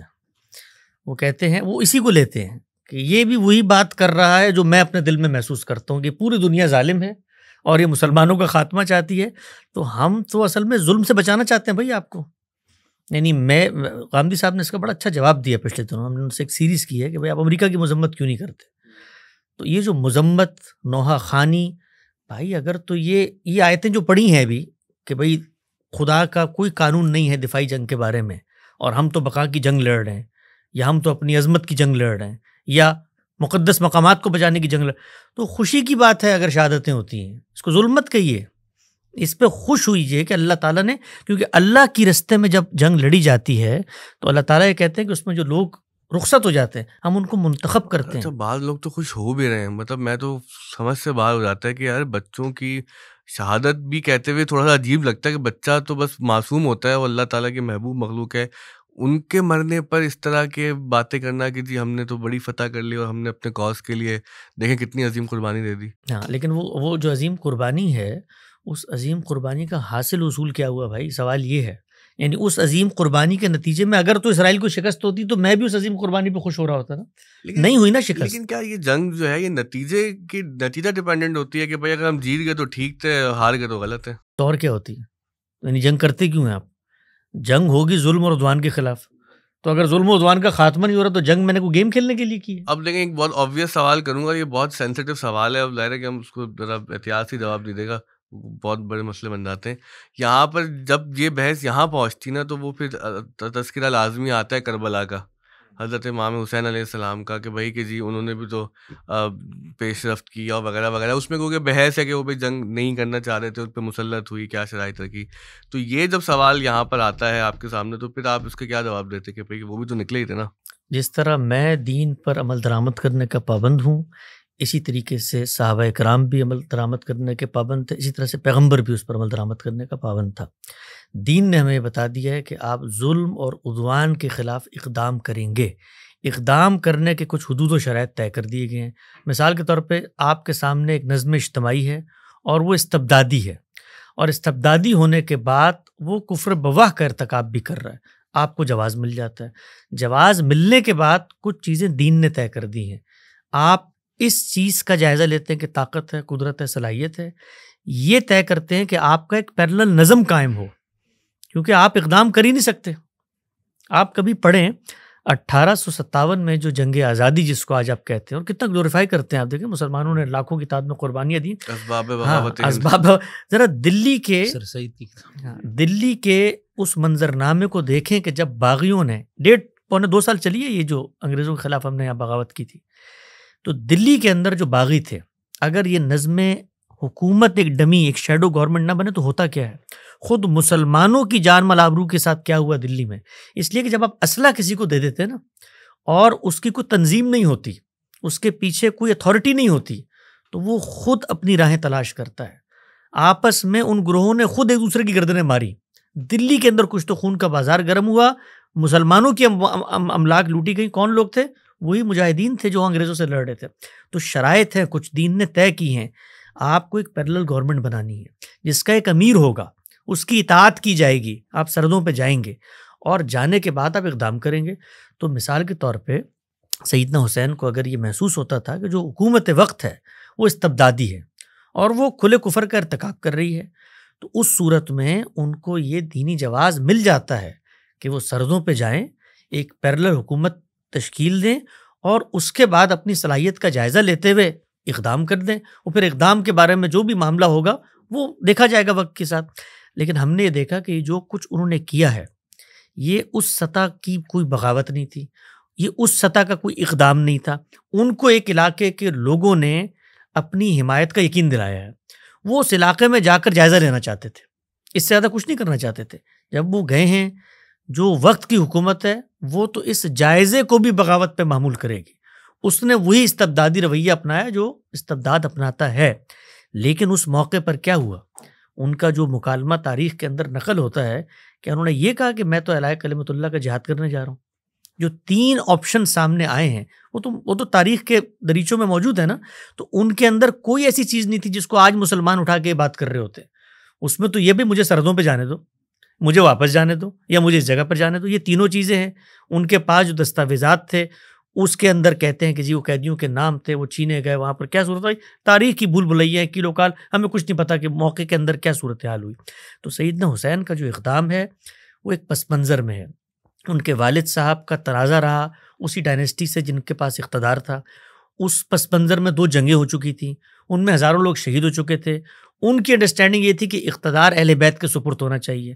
اس پس منظر میں وہ وہاں سے نکلے ہیں اور اس کے کچھ المناک نتائج جو سامنے آ گئے. اچھا شکری صاحب سوال تو کرنے تھے, آپ سے ایک جواب ہی لے لوں میں.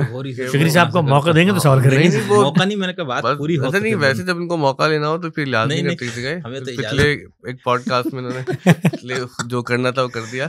لیکن اس پہ معاہدے کی خلاف ورزی والی بھی تو بات کی جاتی ہے. تو ایک جواب آپ بھی دے دیں یار, مطلب ایسی تبرکن جواب دے دیں کہ امام حسین علیہ السلام کے بارے میں کہا جاتا ہے نا کہ وہ معاہدے کی خلاف ورزی جو تھی کہ یزید کی تخت نشینی نہیں ہوگی, معاہدہ تھا نا امام حسن سے, تو اس کے بارے میں کچھ فرما دیں. ہم تو کیا موقف ہے ان کا, موقف بیان کر دیں, اپنا نہ کریں. دوسروں کا موقف بڑا اچھا بیان کرتے ہیں, اپنا نہیں کرتے. ہمارا تو اس میں کوئی اس حوالے جو بھی موقف ہے وہ بیان کرتے ہیں. ہمیں امام عالی مقام امام حسین علیہ السلام کے اقدام سے متعلق تو کئی تعبیرات ہیں نا. خود شیعوں میں اس کی 8 سے 10 تعبیرات ہے کہ کیوں امام نے قدم اٹھایا, کیونکہ ہر تعبیر کے اوپر اعتراضات ہے. اور اہل سنت کے ہاں بھی 2 سے زائد تعبیرات ہے کہ امام کا یہ قدم کیا تھا. ایک تو وہ جو حسین الیاس صاحب نے بیان فرمایا, اور ایک دوسرا جو آپ بتا رہے معاہدہ والا, اور تیسرا اس کے اوپر مطلب کچھ لوگوں نے جو اسلامی حکومت وغیرہ کے جو جدوجہد کرنے والے وہ سب اسی کو لیتے. اور اس پہ غامدی صاحب نے وہ برہان میں ڈاکٹر اسرار صاحب کی نقد میں بڑا اچھا تفصیل سے اس کو بیان کیا ہے ان کا جو موقف ہے. تو اس طرح امام حسین کا تو اقدام کا کوئی نہیں. جب بھی یہ بحث حماس والی ہماری جب دلائل کے اختتام پہ پہنچتی نا, تو میرا تجربہ یہی رہا کہ وہ یہیں پہ بات آتی ہے. ہاں لیکن اس میں جو اصل سوال ہے وہ یہ کہ ذرا پوچھا جائے نا کہ وہ معاہدے کی کاپی کہاں ہے جس کو بنیاد بنا کر ایک پوری کی پوری عمارت تعمیر کی کاپی کہاں ہے اس کی. نہیں, وہ امام حسن علیہ السلام سے جو امیر معاویہ کا ہوا تھا وہ تو سب ہوا تھا. اس کی کوئی تاریخ کا مسلمہ دستاویزی ثبوت ہے جس کے اندر یہ شرط طے کی گئی ہو کہ اس وقت مثال کے طور پر ہم کمپرومائز کرتے ہیں, ہمارے والد صاحب کی جو خلافت تھی اس کا خاتمہ ہو گیا ہے, آپ لوگ اس جگہ پر آگے ہیں, اب آپ کا اقتدار آپ کی زندگی تک ہے, اس کے بعد یہ اقتدار ہمارے سپرد کر دیں.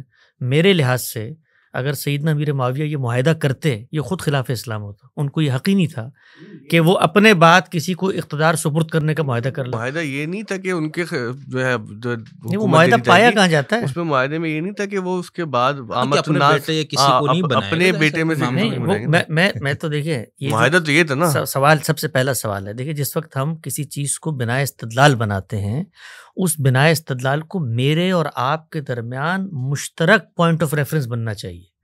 سب سے پہلے تو وہ معاہدہ ذرا لے کر آئیں، اس کو میں اس معاہدے کو دیکھوں گا، وہ کہیں لکھا ہوا موجود ہو، اس پر دونوں کے دستخط ہوں، اس کے حدود و شرائط متعین ہوں، اس کی تفصیلات پر تو بعد میں بات ہوگی نا. وہ ہے پایا کہاں جاتا ہے بھائی؟ ہے نا معاہدہ تمام تاریخ کی کتابوں نہیں، وہ تاریخ کی کتابوں میں جو معاہدہ موجود ہے اس کے 10 کیلو کال ہیں، ان پر 10 باتیں ہیں. وہ تو تاریخ کی ہر چیز پہ اس کا مطلب یہ نہیں، پھر اس کا مطلب مثلاً کیا کیلو مثلا یہ جو بات ہے، یہ جو بات ہے صلح حسن کی جو بات ہے، اس کے اندر یہ نقطہ کہ اقتدار آگے بیٹے کے پاس نہیں جائے گا اور آپ کے حوالے کیا جائے گا، یہ کوئی آپ کے حوالے میں جو طریقہ تھا اس دور میں شورا کے ذریعے یہ نظم اجتماعی کا فیصلہ ہوگا، یہ کوئی مسلمہ اسٹیبلش حقیقت ہی نہیں ہے. آپ اس پر، میں طالب علم کے طور پہ جب میں نے اس پر غامدی صاحب سے گفتگویں کی، سیریز کی، میں نے خود بطور طالب علم کے معاہدہ ڈھونڈنے کی کوشش کی کہ بھائی کوئی متفق علیہ معاہدہ ہے ہمارے پاس جس کی بنیاد پر آج کے دور میں مثال کے طور پہ میثاق جمہوریت ہوا ہے، بھائی لکھا ہوا دستاویز موجود ہے، اس کی کوئی 2 انٹرپریٹیشن نہیں ہو سکتی. یہ جو معاہدہ ہے جس کی بنیاد پہ یہ معاہدہ پایا کہاں جاتا ہے، اس کی کوئی مسلم، کیونکہ معاہدے کے بارے میں یہ نہیں ہو سکتا کہ آپ کے پاس دوسرا معاہدہ میرے پاس دوسرا معاہدہ، اس کا مطلب وہ تو تاریخ کی کلو کال میں گم ہو گیا نا. معاہدے کو مسلمہ تاریخی دستاویز بننا چاہیے. وہ دستاویز کہیں پائی جاتی ہے؟ وہ کہاں ہے دستاویز جس پر معاہدہ ہوا تھا؟ وہ نہیں پائی جاتی. اس پر تعبیرات ہیں، اس پر لوگوں کی انڈرسٹینڈنگز ہیں کہ یہ ہونا چاہیے تھا، یہ نہیں ہونا چاہیے تھا. تو اس طرح کی جو چیزیں، میں تو اس کو مان لوں ایک سیکنڈ کے لیے، میں تو اس امکان کو بھی اگر مان لوں کہ اس معاہدے میں لکھا ہوا تھا کہ جی اس وقت ہم کریں گے اور ہمارے بات کوئی نہیں کرے گا، تو ہر دنیا کا جو معاہدہ ہوتا ہے، اب یہ کہیں گے کہ ہمارے دل میں اتنی زیادہ ان کی محبت جاگ گئی ہے کہ اس کی بھی تعبیر، لیکن حقیقت یہی ہے دنیا میں جب بھی آپ کو معاہدہ سیدھا ناسبیت کہنا امیر شام کے بڑے اس کے لیے ایک لفظ ہے ناسبی، دنیا کا وہ سخت اس لیے نہیں بولا. دیکھیے دنیا میں جب بھی کوئی معاہدہ کیا جاتا ہے نا، اس میں 2 چیزیں دیکھی جاتی ہیں، ورنہ وہ معاہدہ نل اینڈ وائٹ ہو جاتا ہے. یہ بتایا نا کہ معاہدہ کوئی ریٹن ہے یا وربل معاہدہ تھا، کیا تھا؟ شیان معاویہ والے کو بالکل ہی انکار کرے تو اب کیا کیا نہیں. آپ ریٹن دستاویز ان سے مانگ رہے جن کی پوری روایت سینہ بسینہ کھڑی ہوئی. نہیں، یہ تو مشترکہ ہے. باقی حسن صاحب نے اس پہ زیادہ تحقیق کی ہوئی، تو وہ کہہ رہے کہ اس طرح چلیں ہم دیکھنے والوں کے بھی سوال چھوڑ کے جاتے ہیں کہ ضرور، لیکن میں صرف اس کو بنیاد نہیں بنائے نا. میں نے اسی لیے پہلے کہا کہ کئی تعبیرات ہیں. اب صرف معاہدہ چلو تھا سب کچھ، پھر بھی امام حسین اگر اس تصور سے لیتے کہ وہ اسلامی حکومت پٹری سے ہٹ گئی تھی اور آپ اس کو قائم کرنے، جو ہم فقہ کے ابواب میں خروج علی الحاکم کے بحث، تو اس میں بھی پھر بڑے مسائل ہو جاتے ہیں. اسی لیے اہل تشیع کا ایک بہت پرانا مقدمہ یہی تھا کہ حکم خدا سے امام نے قدم اٹھایا ہے. اور مطلب اہل تشیع کا تو نظریہ عقیدہ یہی ہے نا کہ امام کا جو بھی حکم یا اقدام ہوگا یا قول ہوگا یا فعل ہوگا، وہ خدا کی اذن سے یا اس کی حفاظت سے ہوگا، اس میں غلطی کا امکان نہیں. معاہدہ بھی انہوں نے خدا کی اذن سے کیا تھا؟ نہیں، وہ تو ظاہر سے تو وہ جو اس وقت کی جو بڑی اسٹیبلشمنٹ تھی وہ بہت مضبوط، تو ظاہر سے تو اس میں امام، لیکن خدا سے مضبوط تو نہیں ہو سکتی. انبیاء نے بھی کئی جگہ کمپرومائز کیا نا. انبیاء نے، حضور نے 13 سال مکے میں بالکل عدم تشدد کی پالیسی رکھی، اور مدینے میں جاتے ہی پھر طاقت کا وہ سارا. تو خیر اس طرح نہیں. صحیح ہے، ہم نے بھی سیف پلے کیا. اچھا، اہل سنت کا کیا مقدمہ ہے اس پہ؟ اہل سنت کا ایک تو مشہور یہی ہے کہ چونکہ یزید فاسق تھا، اور بریلویوں میں کچھ علماء نے یزید کو کافر کہا تھا، کیونکہ وہ اہل سنت کی ہم مسئلہ یہ ہے نا کہ فاسق کے خلاف اقدام ہے یا نہیں، تو اس لیے ان کو کفر. اس کے اوپر علامہ غلام رسول سعیدی رحمۃ اللہ علیہ نے صحیح مسلم میں بہت اچھی بحث کی ہوئی ہے کہ بھئی یہ کفر ثابت کرنے کی ضرورت نہیں ہے. حنیفیہ کا پرانا موقف یہی تھا کہ ظالم کے خلاف بھی خروج کیا جا سکتا، تو وہ اس میں.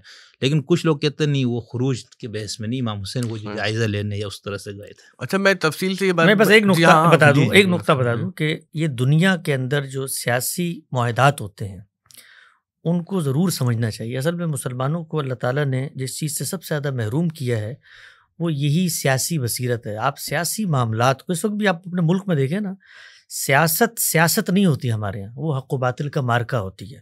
اور کہیں پر آسمان سے آئی ہوئی وہی ہوتی ہے جس کے تحت امام معصوم کو اقدامات کر رہے ہوتے ہیں. سیاست ہوتی ہے. سیاست میں معاہدات بھی ہوتے ہیں, لین دین بھی ہوتی ہے, بارگین بھی ہوتی ہے.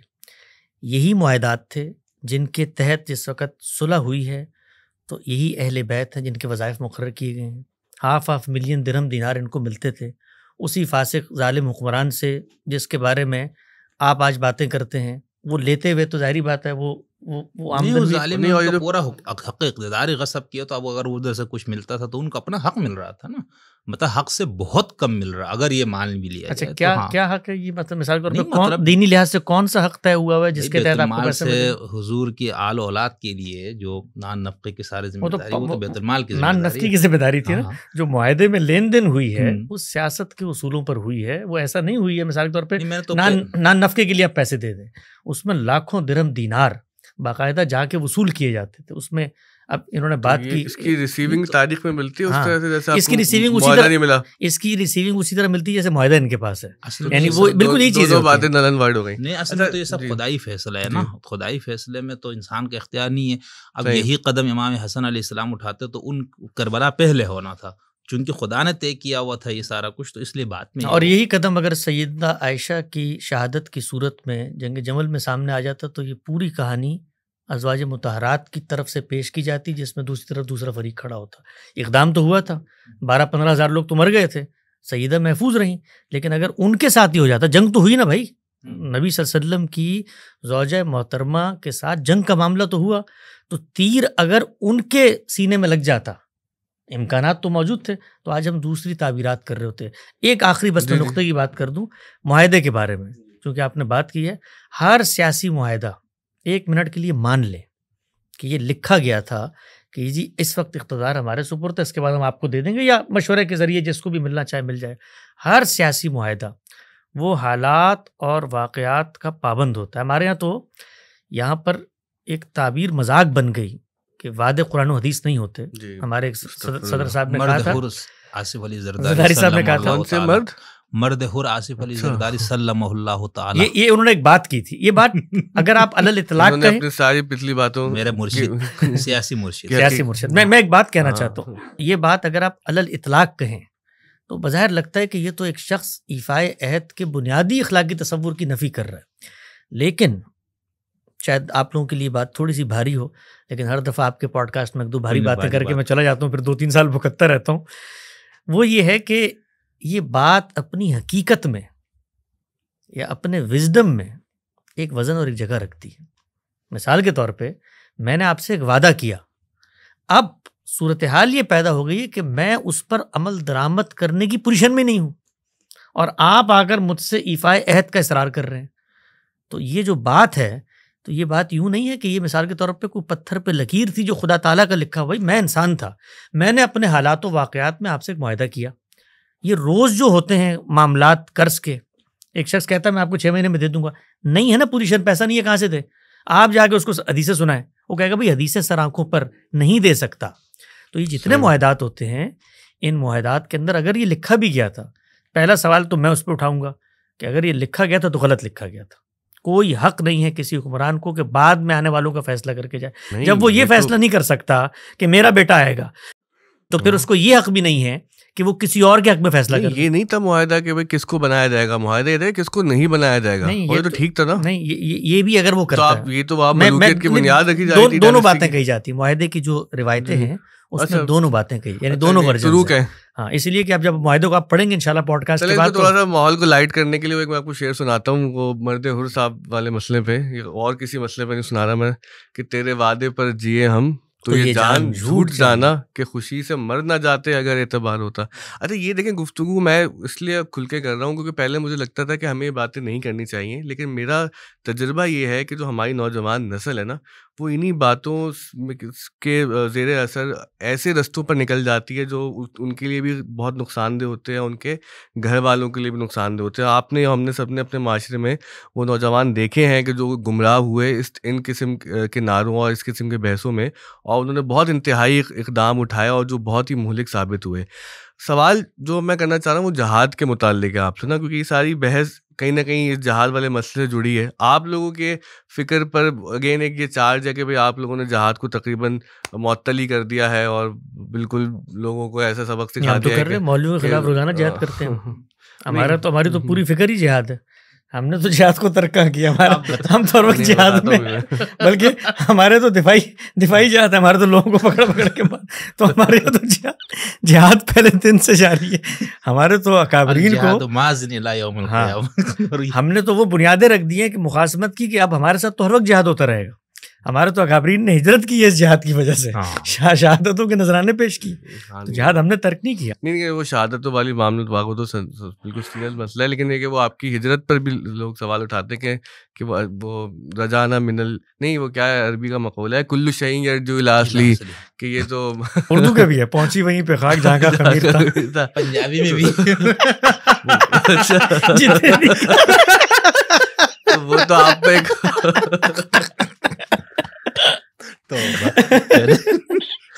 تو عالمگیر صداقت ہے، انسانیت کا مشترک حافظہ ہے یہ. نہیں وہ تو پھر ایک بہت بڑا چارج ہو گیا نا کہ بھائی کہ یہ لوگ تھے ہی مغرب پسند. ابھی جہاد والا سوال اس کے بعد کرتا ہوں، چلے پہلے اس کا جواب دینا کہ تو ہجرت کر کے تو فائدہ اٹھایا آپ نے، نقصان تو پیچھے ہم نے تو چلو والوں نے اٹھایا. ہم نے تو ہجرت کر کے فائدہ اٹھایا. یہ جو 10 سال مغرب کی آغوش میں بیٹھ کے عالمی استعمار کی بی ٹیم بن کے افغانستان میں جہاد کر کے آپ نے فائدہ اٹھایا. اس وقت مغرب مشرق کی قید نہیں تھی، اس وقت تو حدیثیں سنائی جاتی تھی کہ اللہ تعالیٰ تو فاسق سے بھی دین کا کام لے لیتا ہے. تو بھائی بات یہ ہے کہ وہ مغرب جس وقت آپ کے پاس آ جائے تو اس وقت تو وہ مغرب کی ذرا دیکھیں، وہ یوٹیوب پہ ویڈیوز موجود ہیں. وہ جو CIA کا ہیڈ ہے وہ یہ جو کیمپ ہے وہاں کھڑے ہوئے نعرہ تکبیر لگا رہا تھا اور اس پہ اللہ اکبر کہتے ہوئے تو مغرب کے دنیا کے خدا پرستو ایک ہو جاؤ کا نعرہ پہ وہ سب تھا. اچھا وہ جہاد والا سوال یہ تھا کہ جو آپ کا نظریہ قانون اتمام حجت، لیکن مثلا حامدی صاحب تو یہاں سے دیکھنا بیچارے پہلے یہاں سے ملائیشیا وہاں کتنا 10 سال رہے، پھر اس کے بعد ادھر سے تو ایسا نہیں کہ ہم ڈائریکٹ نہیں پہنچے، مطلب ہاں اس طرح نہیں میرا خیال سے. نہیں میں سوال، اور وہاں پر زیادہ آزادی ہے بولنے کی، لکھنے کی، وہ بات ملائیشیا اور اس ممالک میں پھر بھی کچھ وہ ہم پچھلے پوڈ کاسٹ میں والی باتیں کر چکے ہیں. مسلمانوں کو اس پہ کوئی اعتراض نہیں ہونا چاہیے، اس لیے کہ ان کی نظر میں تو پوری دنیا اللہ نے ان کے لیے بنائی ہے. تو مغرب بھی انہی کا ہے، تو چین بھی ان کا ہے، مغرب بھی ان کا ہے، ہر چیز اس کا ہے. تو ان کو تو خوش ہونا چاہیے کہ یہ مسلمان پہلے سے وہاں جا کر آباد ہو گئے، جس کو ہم نے فتح کرنا ہے تو ہمیں یہ وہاں پر مدد تائید دیں گے. تو آپ تو وہاں جا کے خود مہذب فاتح بن گئے نا، وہ تو فتح تو مسلمانوں نے کیا نہیں ہے. جب آپ فتح کر لیں گے میں آپ کے بارے میں کہوں گا آپ مہذب فاتح. اچھا میں سنجیدہ سوال کی طرف پہنچنے کی کوشش کر رہا ہوں کہ جو قانون اتمام حجت والا نظریہ ہے اور جو جہاد کا معاملہ وہ ہے کیا، وہ اس لیے بتا دیں کیونکہ دیکھیں لوگوں کا عقیدہ رکھنے کا اپنا حق ہے اور ہمیں خوشی ہوتی ہے کہ لوگ اپنے معاملات کے ساتھ جئیں، لیکن افسوس وہاں پر ہوتے ہیں کہ جب ان بحثوں کے نتیجے میں ہمارے بیچارے نوجوان کوئی ایسا راستہ اپنا لیتے ہیں کہ جو ملک کے لیے بھی نقصان دہ ہوتا ہے اور معاشرے کے لیے بھی نقصان دہ ہوتا ہے، گھروں کے لیے بھی نقصان دہ ہوتا ہے. تو جہاد کا کیا تصور اس وقت ٹھیک ہے؟ کیونکہ مجھے یاد جب میں خود ٹین ایجر تھا تو مجھے ڈاکٹر اسرار صاحب کے جو فلسفہ یہ خلافت ہے یہ بڑا اٹریکٹ کیا اس نے مجھے. پھر مودودی صاحب کو بہت پڑھا اور مجھے ایک زمانے میں واقعتاً لگتا تھا کہ مجھے کوئی ایسا قدم اٹھانا چاہیے، کوئی ایسی ایفرٹ کرنا چاہیے کہ جس کے اندر خلافت کا حیا ہو اور میں اپنی زندگی اس میں چاہے قربانی کیوں نہ کر دوں. وہ بعد میں پھر کچھ ظاہر ہے کہ ہمارا صوفی پس منظر بھی ہے، پھر کچھ صاحبان علم سے ایسا تعلق ہوا کہ سمجھ آیا کہ نہیں یہ خلافت والا معاملہ تو ہو نہیں رہا، تو کوئی علمی اور اخلاقی نوعیت سے کام کر کے اپنی زندگی گزاریں کہ آخرت اچھی ہو جائے. تو آپ بات تو میری سمجھ گئے نا بہت اچھے سے. تو یہ نوجوان کیا کریں کہ جب وہ ان کو آیتیں ہم پڑھ کے سناتے ہیں جس کے اندر جہاد کی ترغیب بھی ہے، احادیث بھی سناتے ہیں اور پھر جذبہ بھی بہت زیادہ ہوتا ہے، اور پھر جب آپ کی طرف دیکھتے تو وہاں معلوم ہوتا ہے کہ وہ تو جی رسول اللہ جہاد صلی اللہ علیہ وسلم جہاد کر کے چلے گئے، قانون اتمام حجت آ چکا ہے، آپ کو صرف ظلم کے خلاف جہاد کرنا ہے، ظلم کے خلاف حماس نکلتی ہے تو آپ کہتے ہیں یہ بھی خلاف دین ہے. نہیں خلاف دین نہیں ہے، حماس نکلے یا طالبان نکلے یا حکومت پاکستان آج جہاد کا فیصلہ کرے، ظلم کے خلاف قیامت تک جہاد کی اجازت اللہ تعالیٰ نے دی ہے. وہ جہاد کی اجازت ملنے کے بعد کہ آپ پر جہاد کرنا لازم ہو گیا ہے یا لازم نہیں ہوا، یہ فرق ہے جس کو لوگوں کو سمجھنا چاہیے.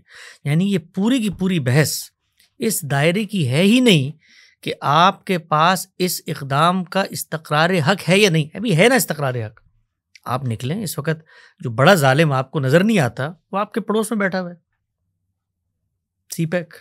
وہ وہاں پر مسلمانوں کے ساتھ جو معاملات کرتے ہیں اس کے لیے تو آواز بھی نہیں نکلتی. انہی ملکوں میں بیٹھ کے کچھ نہیں ہوتا. سوال یہ نہیں ہے، سوال یہ ہے کہ آپ یہ کام کرنے کی پوزیشن میں ہے یا نہیں ہے، یہ ساری بحث ہے. تو ہم یہ کہتے ہیں کہ بھائی جو طاقت جمع کریں، آپ کے اندر طاقت ہو، قدرت ہو. وہ طاقت صرف دفاعی اور وہ جنگ کی طاقت نہیں ہے، وہ ذہن کی طاقت ہے، وہ اخلاق کی طاقت ہے، وہ سب بھی واضح کرتے ہیں. میرے پیارے بھائی اور بزرگوں دوستوں، میں آپ سے کہوں جس وقت آپ کے پاس طاقت ہوتی ہے نا، آپ کو جہاد کی ضرورت بھی نہیں ہوتی. آپ اشارے کرتے ہیں، آپ کے اشارے پہ آپ کی باشگزار جہاد کر دیتے. جب طاقت ہوتی ہے آپ کے پاس تو جہاد کی نوبت بھی بہت کم پیش آتی ہے. طاقت نہیں ہوتی تبھی تو مظلوم کرتے ہیں. مسلمانوں کے پاس آئے گی بھی نہیں آئے گی. اب وہ جن کے پاس آئی ہے ان سے جا کر پوچھنا آپ کے پاس کیسے آئی ہے. پہلے تو ہمارے پاس بھی تھی نا ماضی میں. ہاں تو ہم سے چلی گئی ہے، تو ہم سے اپنے آپ سے سوال کرنا چاہیے. ریورس انجینئرنگ ہم سے کیسے چلی گئی ہے؟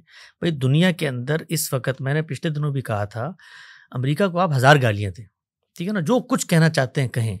حقیقت یہ ہے کہ دوسری جنگ عظیم، ایک بڑی اچھی سیریز ہے نیٹ فلکس پہ، لوگوں کو دیکھنی چاہیے، چرچل کے حوالے سے، کہ دوسری جنگ عظیم میں چرچل کا جو منصوبہ تھا وہ کیسے کامیاب ہوا.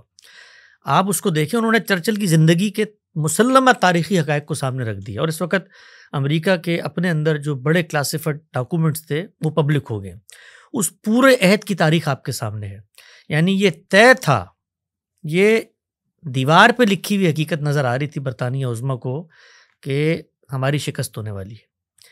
امریکہ کے پاس وہ گئے ہیں، اور یہ چرچل کی غیر معمولی شخصیت تھی جس نے امریکیوں کو آمادہ کر لی، کیونکہ امریکہ جو ہے ان تمام بحثوں سے غیر متعلق ہو کے وہاں پر آباد. وہ خود اس پرسیکیوشن کا شکار تھے، ان کو اس سے کوئی لینا دینا نہیں تھا. اور ان کے یہاں جو سب سے بڑی مزاحمت تھی، وہ مزاحمت یہ تھی کہ یہ جو کالونی انہوں نے بنائی ہوئی ہے دنیا بھر میں، یہ حملے کرتے ہیں، طاقت کرتے ہیں. وہاں پر جان لاک کا فلسفہ آزادی، حریت یہ پیدا ہو گیا تھا. وہ کچھ مہذب بن رہے تھے. جب ہم کہتے ہیں نا مہذب، اس پس منظر میں کبھی غور کیجئے گا اس پر کہ ہمیں جو بر صغیر میں آزادیاں ملی ہیں اس کے پیچھے بھی امریکہ کا ہاتھ ہے.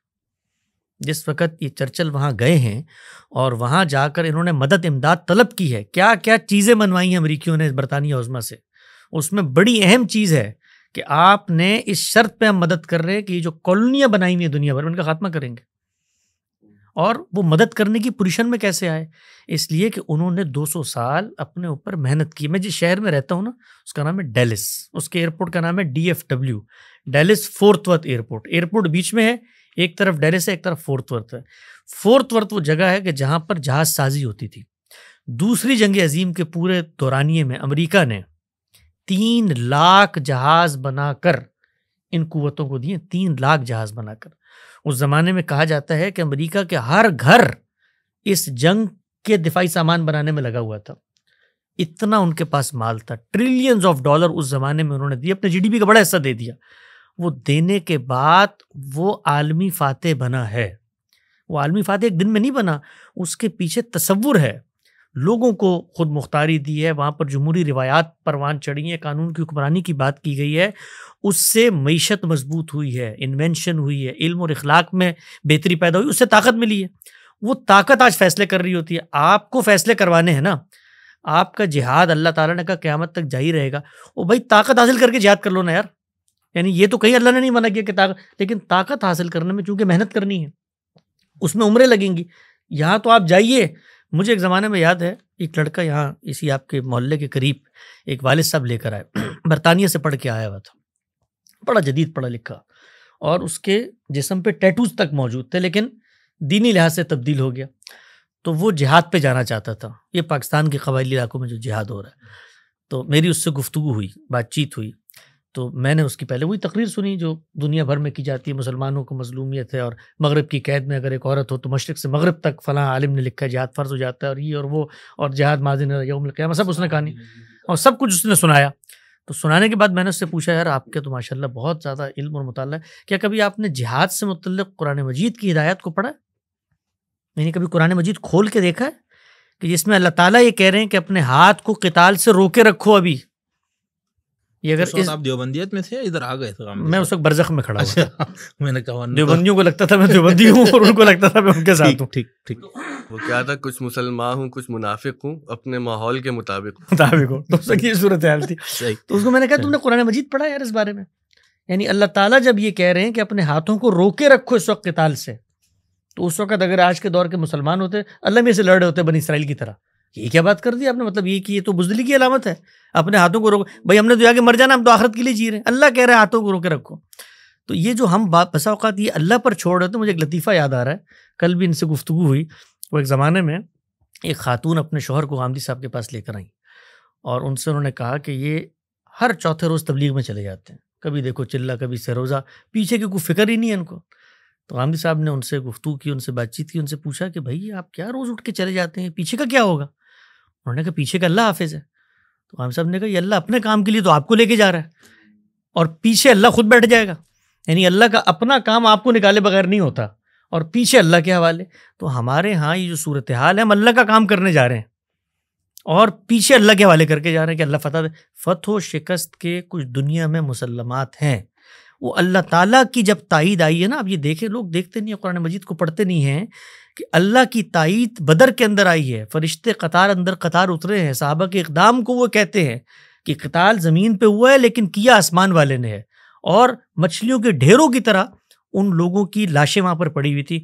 اس تائید و نصرت کے باوصف قرآن مجید نے کہا اس وقت اس پوزیشن میں نہیں ہوگا قتال کر سکو, پہلے اپنی پوزیشن مضبوط کرو. تو یہ قدسیوں کی جماعت صحابہ کرام جن کے پیچھے حکومت الہی ہے کہ خدا کی تائید و نصرت کا قانون کھڑا ہوا ہے, وہاں پر قرآن مجید آپ کو روکتا ہے کہ بھائی کچھ موازنہ ہونا چاہیے. ہماری صورتحال دیکھیں, یعنی جو لڑنے جا رہے ہیں اسلحہ بھی ان کا اپنا نہیں ہے, اسلحہ بھی ارد گرد کی ریاستوں سے دیسی ساختہ آتا ہے. جو دوست نے مجھے حالیہ دنوں میں کہا کہ نہیں حماس کا جو جتنا اسلحہ تھا انہوں نے لوکلی پروڈیوس کیا ہوا تھا. اب میرے پاس تو اس کی کوئی سند نہیں ہے اس بات کی. تو اس کا مطلب تو یہ ہے کہ اگر اس بات کی تائید ہو جاتی ہے تو پھر تو جو کچھ اسرائیل نے کیا اس کے بہت واضح قرائن و شواہد سامنے آ جاتے ہیں.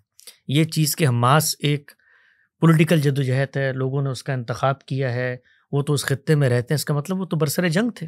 یعنی اس پورے عرصے میں, جس عرصے میں دنیا کو یہ دھوکہ رہا اور پی ایل او کو اربوں ڈالر کی امدادیں دی جاتی رہیں, وہ امداد دنیا سے جھوٹ بول کر بجائے صحت کے معاملات پہ, تعلیم کے معاملات پہ خرچ کرنے کے حماس وہاں پہ اسلحہ بنا رہی تھی.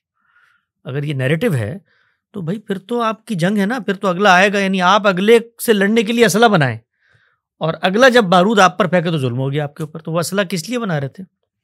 جنگ کے لیے بنا رہے تھے نا, آزادی کے لیے.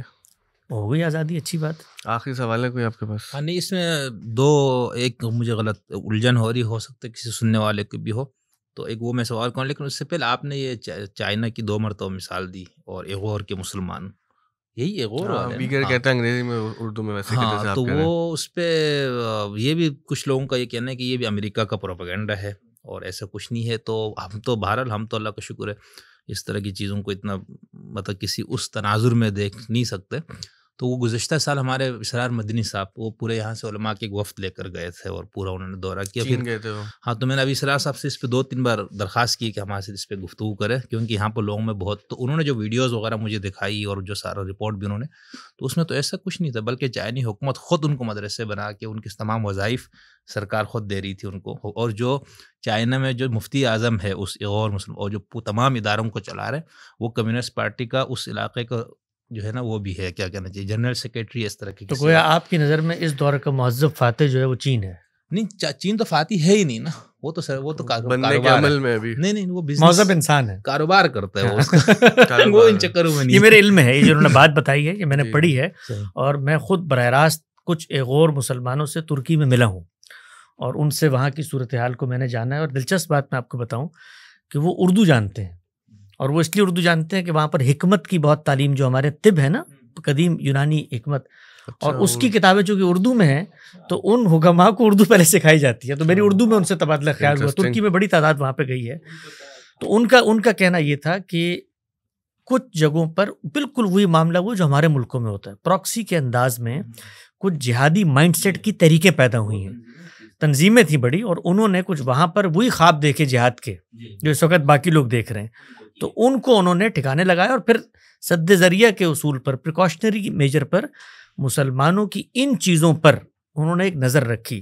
بتانا صرف یہ مقصود ہے کہ یہ نیریٹیوز ہوتے ہیں نا ہمارے پاس, اس طرح چین کے بارے میں آ گئے, اسی نوعیت کے نیریٹیوز باقی دنیا کے بارے میں بھی آ رہے ہوتے ہیں. بالکل یہی آ رہے ہوتے ہیں. میں نے کہا اس لیے یہ 2 بار اس طرح ہوا, تو میں نے کہا مجھے جو پتہ, اب میں مثال طور پر امریکہ میں رہتا ہوں, امریکہ میں رہتا ہوں میں, شہری مثال کے طور پر نہیں, واقعہ تو اب وہاں پر جو فیصلے ریاست کرتی ہے وہ میرے کو اس سے سرے سے کوئی لینا دینا ہی نہیں ہے. نہیں, موجودہ دور کے اندر جو ووٹر ہوتا ہے وہ ایک عمومی نتیجے کو دیکھ کر ووٹ دے رہا ہوتا ہے، اور اس میں اصل چیز معیشت ہوتی ہے. بھئی آپ کو معاشی لحاظ سے کیا فائدہ ہوگا، ٹیکس کون حکومت کم دینے کی بات کر رہی ہے، کون آپ کی شخصی آزادیوں پر کم پابندی کی اس بنیاد. اس کے بعد عالمی جو اسٹیبلشمنٹ ہوتی ہے وہ اپنے مفادات کا خود تحفظ کر رہی ہوتی ہے. کہیں وہ ہر جنگ لڑنے سے پہلے ووٹ لیتی ہے، ووٹر سے آ کے پوچھتی ہے. یہ دنیا میں کہیں نہیں ہوتا. تو یہ جو پورے نیریٹیوز ہیں نا کہ مثلا اسرائیل نے چونکہ وہ آپ لازم کر دیا، اس کے نتیجے میں پورا امریکہ یعنی امریکہ کی جو اسرائیل کے ساتھ اس وقت یہ جو وہ بات کر رہا ہے غزہ کے حوالے سے، آپ ذرا اسرائیل کے اندر دیکھیے ان کا کیا اس پر رد عمل ہے. یعنی عالمی فاتحین ہمیشہ یہ دیکھتے ہیں کہ ان کا مفاد کیا ہے. اس خطے میں انہوں نے اپنا ایک مفاد قائم رکھنا تھا، وہ ایک سلطنت مسلمانوں کے درمیان میں انہوں نے قائم کر دی. اس کے اسٹریٹجک 10 تقاضے ہو سکتے ہیں. یعنی ہم یہ نہیں کہتے کہ انہوں نے کوئی حق اور انصاف کی بنیاد پہ یہودیوں کی مدد کی ہے. یعنی 10 تقاضے ہوتے ہیں. یہ 10 تقاضے کل ہمارے پاس بھی تھے جب ہم عالمی فاتح تھے، عالمی قوت، یہی کچھ کر رہے ہوتے تھے ہم. آپ ذرا پڑھیں کبھی موقع ملے، سلطان سلیمان جس وقت ویانا پر حملہ آور ہونے کے لیے کمر کس رہے تھے، اس موقع پہ جو شیخ الاسلام ہیں ان کی تقریریں سنیں کہ وہ کیا کہتے تھے. یعنی اس وقت ہم کبھی یہ بات نہیں کر رہے ہوتے تھے کہ جی یہ مثال کے طور پہ اللہ نے ان کی زمین ہے، یہ ہماری زمین ہے. یعنی ہم لوگوں کی تو تاریخ ہی یہ تھی. تو اس تاریخ سے دنیا آگے بڑھی. جو ہم سمجھانا چاہتے ہیں، کنکلوڈنگ ریمارکس میں دیتا ہوں اس پہ، جو چیز ہم سمجھا رہے ہیں وہ یہ کہ دنیا میں نیم خود مختاری قوموں کو، مملکتوں کو ملنا شروع ہوئی ہے. اس نیم خود مختاری ملنے کے عمل میں سب سے زیادہ امن کے وقفے کی ضرورت ہمیں ہے، اس لیے کہ ہمارے پاس کچھ نہیں ہے، نہ مال ہے، نہ دولت ہے، نہ ٹیکنالوجی ہے، نہ دنیا میں لڑنے کی وہ صلاحیت اور طاقت ہے. امن ہماری ضرورت ہے. اگر ہم امن کو نہیں خریدتے تو جو ہمارے سامنے قوتیں کھڑی ہوئی ہیں وہ ہمیں تخت و تاراج کر کے آگے گزر جائیں گی. تو یہ بزدلی کی بحث نہیں ہے، یہ عقل مندی کی بحث. اچھا، اس میں وہ میں مگر قائد اعظم نے کہا تھا کہ Israel is the legitimate child of the West, ناجائز اولاد ہے مغرب کی اسرائیل. ہم تو یہ مانیں گے. آپ مانیں، آپ کے ماننے سے کیا وہ اولاد بڑی نہیں ہوگی؟ اولاد تو جب ناجائز بھی ہو، ولد الزنا بھی ہو، تو وہ بڑا بھی ہوتا ہے، بالغ بھی ہوتا ہے، اس کے بعد شادی بھی کرتا ہے، اس کے اپنے بچے بھی پیدا ہوتے ہیں. وہ آپ نے یہ فرمایا کہ دفاعی جنگ کے لیے کوئی وہ ہے ہی نہیں، اصول نہیں ہے، اور مذہب دین کا وہ تقاضا یعنی میں نے فیصلہ کرنا ہے اس میں میں نے کیا کرنا ہے. لیکن ہم جو چیزیں کچھ پڑھتے ہیں نا کہ جب حضور کی طرف سے درختوں کو نہیں کاٹنا، راہبوں کو نہیں مارنا، عورتوں کو نہیں، بچوں کو، تو یہ بھی دفاعی جنگ کے نہیں. یہ تو ان کو کہا گیا نا کہ جو مثال کے طور پہ آپ پہ حملہ آور ہو رہے ہیں. جیسے آپ میرے اوپر کسی ملک میں، ایک ملک کا وہ ہوں اور مجھ پہ کسی نے حملہ کیا، اب میں جوابی حملے میں جیسے میں جواب دوں گا، دفاع، ان چیزوں کی احتیاط یعنی دفاعی کے لیے نہیں ہے. وہ تو مسلمہ چیزیں ہیں، وہ تو مسلمات میں سے ہے کہ بھئی وہ تو اصل میں جس وقت دفاع اقدام میں تبدیل ہوتا ہے تو اس وقت پھر وہ تمام حدود و شرائط آ جاتی ہے. یعنی دفاعی جہاد جس کو ہم کہتے ہیں، 2 طرح کے ہوتے ہیں نا دفاعی جہاد.